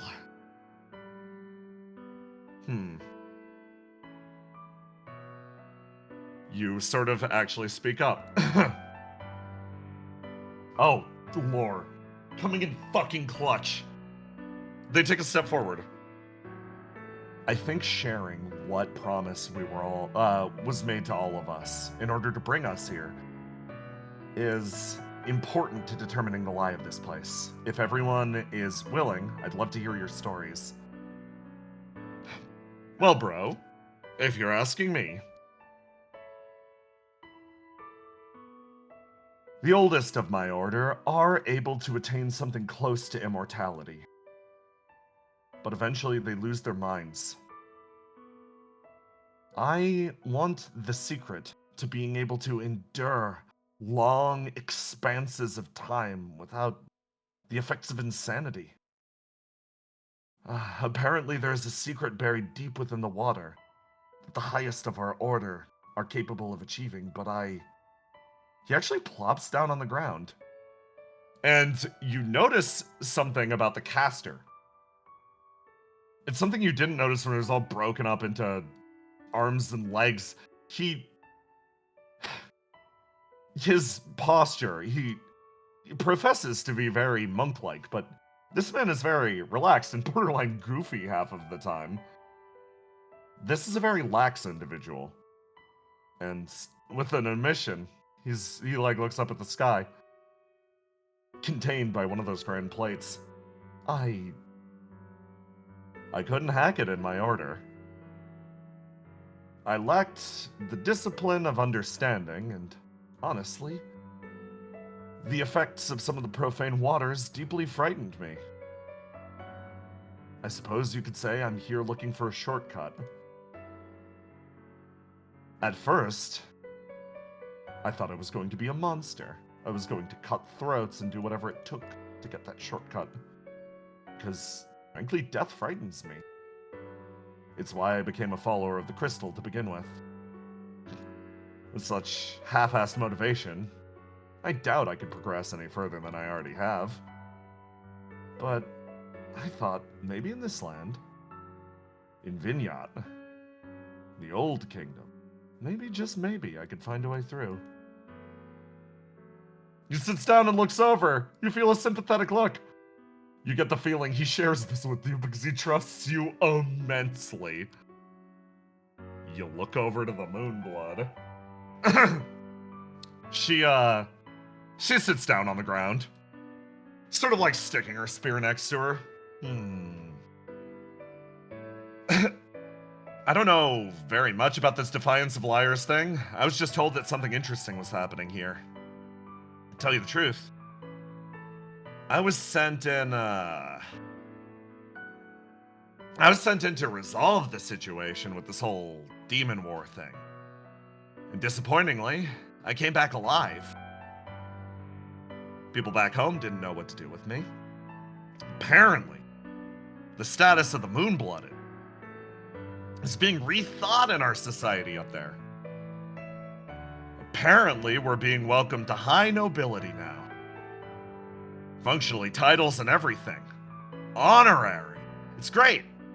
But, it doesn't exactly include me. I was sent to die, and that's what was expected of me. So, no going home, no nothing. I gotta wander to the world till my days run out. She sort of like collapses on the sand. Doesn't matter exactly where or when I do it. Just taking every single day at a time. If I can have fun, that's great. If I can get into a good fight, that's even better. If I can eat something delicious, that's the best. Nothing more complicated than that. So this whole immortality thing, this becoming a god, this defiance of liars, I'm only interested in it as so far as something interesting's happening. Can't say I have some deep motivation like you all. The Solar Knight actually pauses. I think that's a deep motivation in itself. She, like, sort of rights herself and sits cross-legged. And finally, Ringwall's about to make a decision. Alright. I need to decide on something right now. Until you all spoke, I was going to tell you a lie. Now I am tempted to tell you the truth. So, the truth will be an unkind thing that, maybe provides you with slightly more context on what's happening here. If I tell it, you'll be unable to go back to whatever uncertain reality you have now. So I ask the question, do you want the truth? Do you want to hear it? Chat, you want the truth? Yes or no?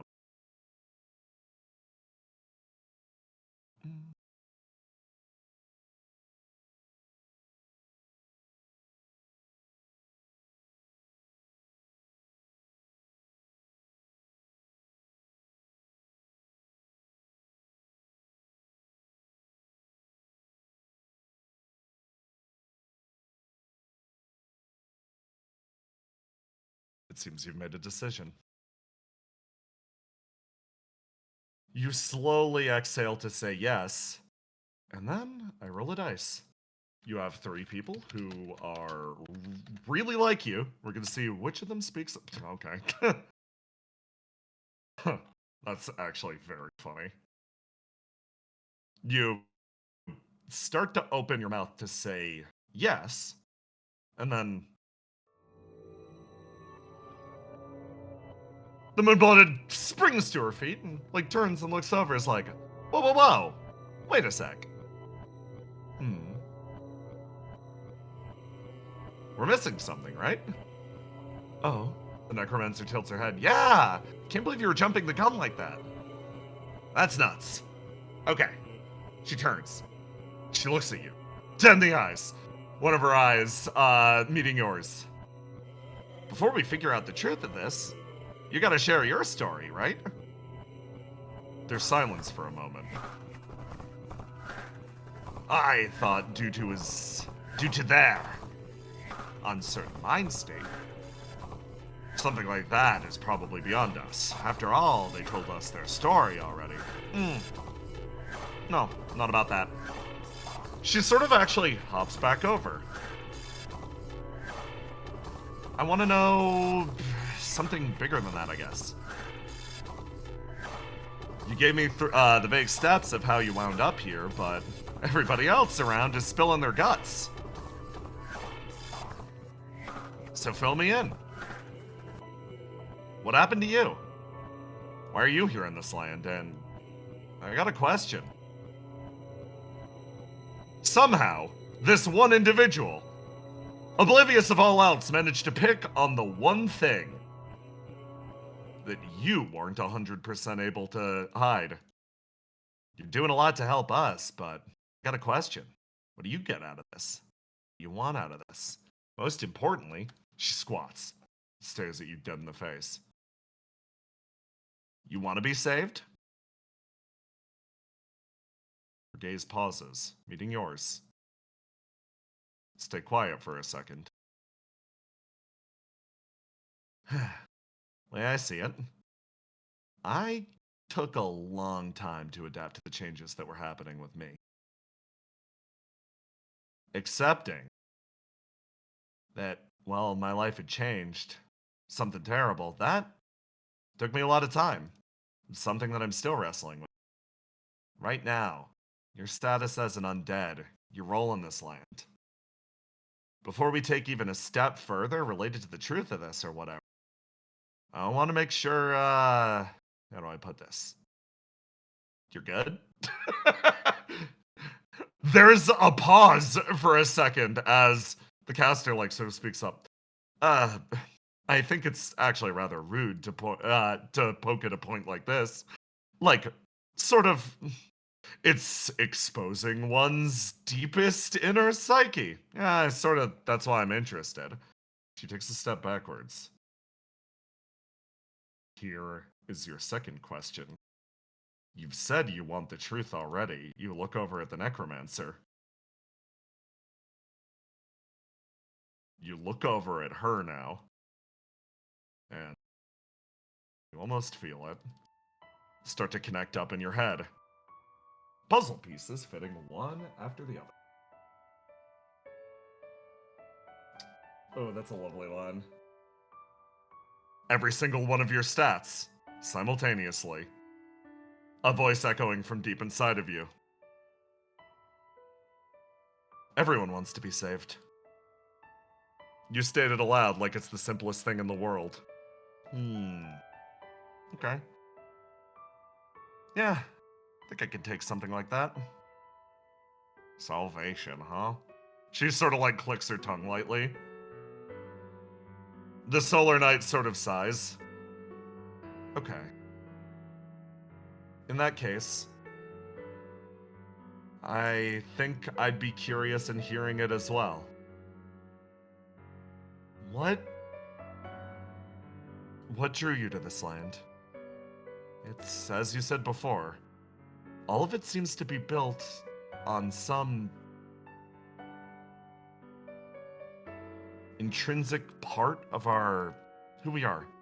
Defying one's mortality, wanting to sever that away from ourselves. That's massive.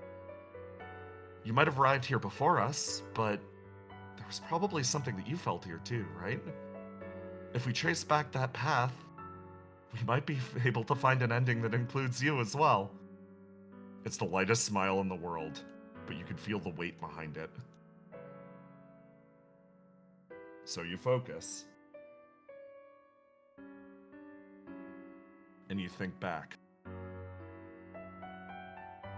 You think about your orders in carrying you to this place. You were given a cup of poison that would slowly kill you as you reached this location, without fail claiming your life. You drank the poison regardless, because you think back earlier.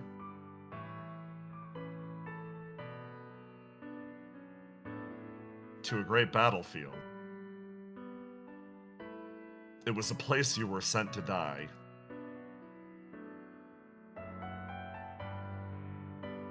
Yet, you came back, almost against their orders. You remember the look on their faces, the audacity of you to carry on. You think back to another location. Mission after mission. A person in a tin can, sent out to deal with the various threats to the Mallory family. Not once were these missions reserved for those with long or bountiful lives ahead of them. And so,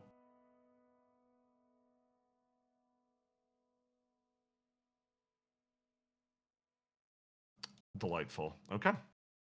You realize, again and again, you've been given the order to die. For what reason do you still carry on?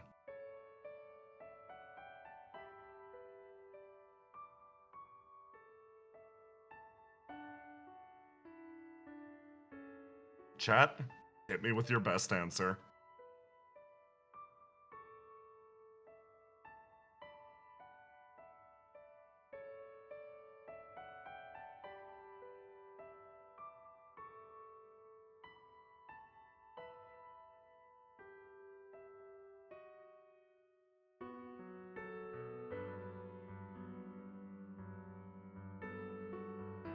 Oh.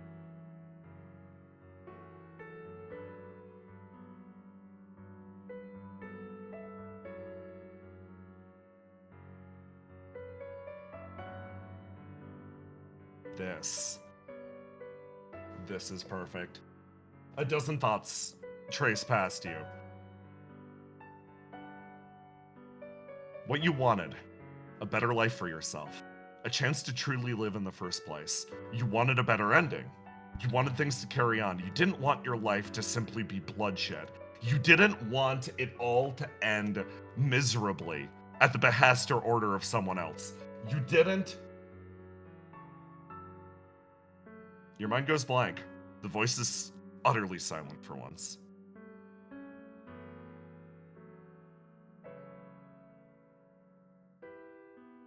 And?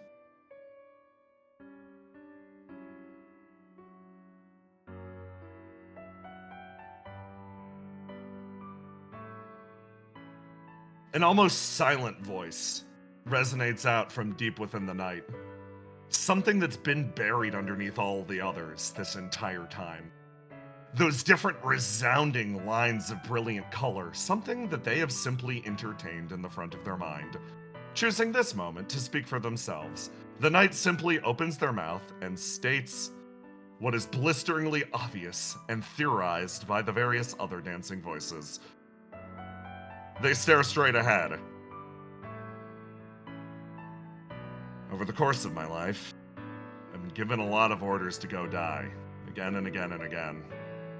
I think I'm just waiting for someone to give me the order to live.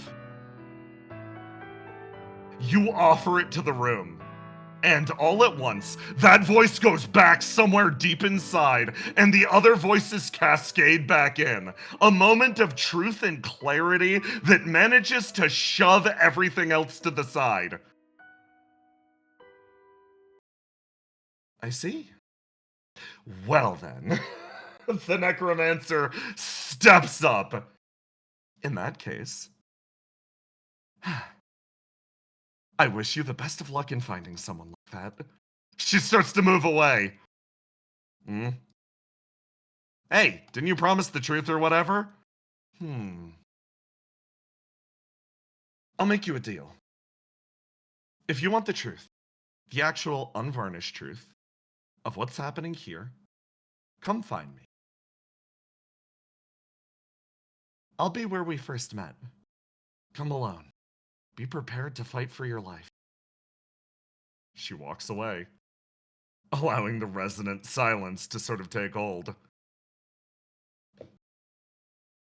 Well, there goes my ride. Okay. the pioneer of sacred Aradan sort of like sits down. Well. Seems at the very least, I haven't thrown in with a bad sort. So, any plans for, well, what comes next? I heard from the other that there's, you got a little settlement up there. Oh, yeah, of course. Yeah, do you want me to jump you up there? You think for a second. There's almost a silence as they look at you, almost expecting some sort of, like, great effort to jump up the side of the waterfall. And then, as naturally as before, yeah, you want to ride up? I could, easy. You should have seen the shit I was pulling earlier. The personality of your friend here seems to change incredibly regularly, he says, looking over at the Solar Knight. Yeah, you get used to it. Yep, okay, we're racing to the top then. No. I gotta warn you though. I gotta warn you. In the last like 20 minutes, I've gotten better at this than you. So, yeah. Good luck. By the way, I'm carrying Oh, we got too many people. This is gonna be a pain in the ass. Did Solar Knight, you rush ahead. Oh, no fair. Okay, fine. You split yourselves up, and with one last roll. 1d20. 3d6. Plus 5. Your roll. And, of course, please, I'm begging you, finish the joke.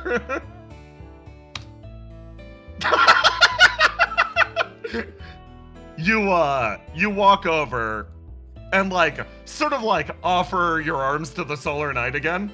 Uppies, was it? Oh, glad you remember. You pick her up and you start running. As the Moonblood moves over, is like, hey, both of you, come on, hop on my back. What? Just do as she says. It's. They both climb up. You prep yourself. You start running towards the waterfall. You hunker down, and the Solar Knight sort of pauses for a second, and she's like, "Hey, genuinely, what you said earlier." You turn over.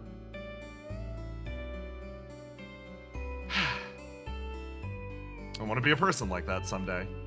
Huh? You barely utter out as thunk. You slam into the side of the wall with your nat 1 and simply splat there and slowly turning. Land there as later, losers. Boom. Boom. Boom. You watch as she disappears over the horizon. You and the other heavily armored individual slowly washing away down the river. And with that, our session comes to a close.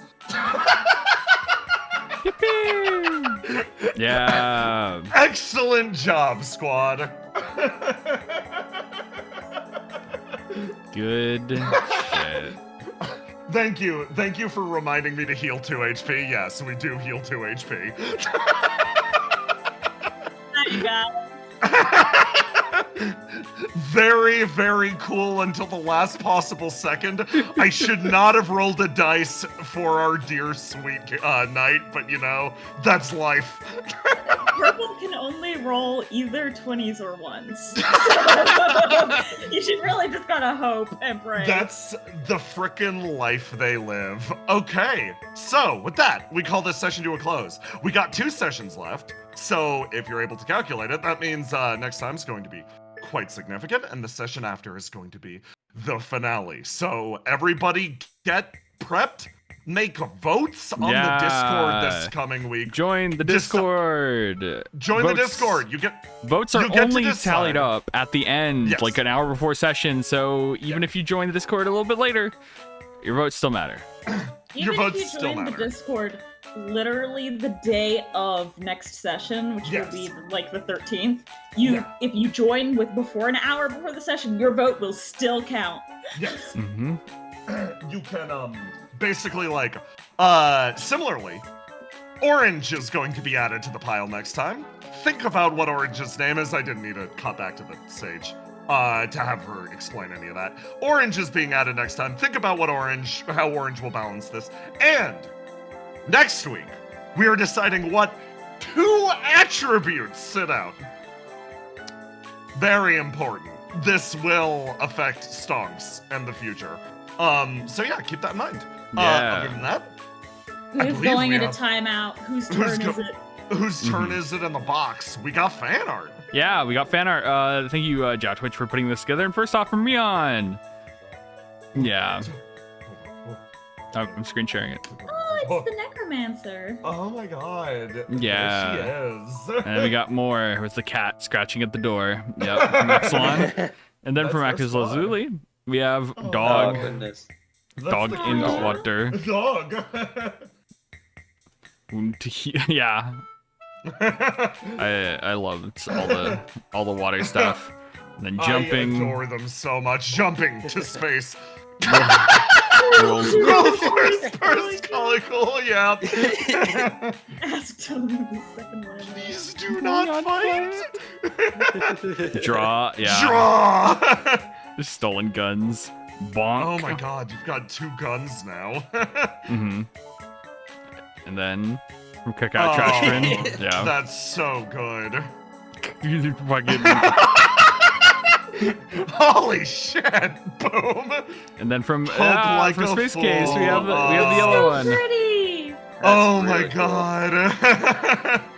Yeah, and then from You're Leaf. getting sent to space. Oh goodness. Oh, that fucked severely. Whoa. Oh my god.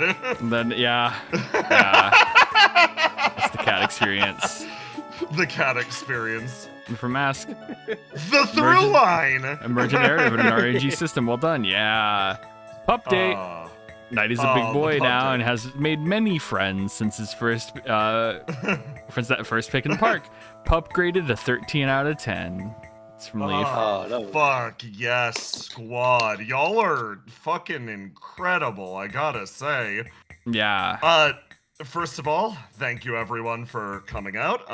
If you go over to the Patreon, I'm gonna post the Pioneer of Sacred Erodin's shit.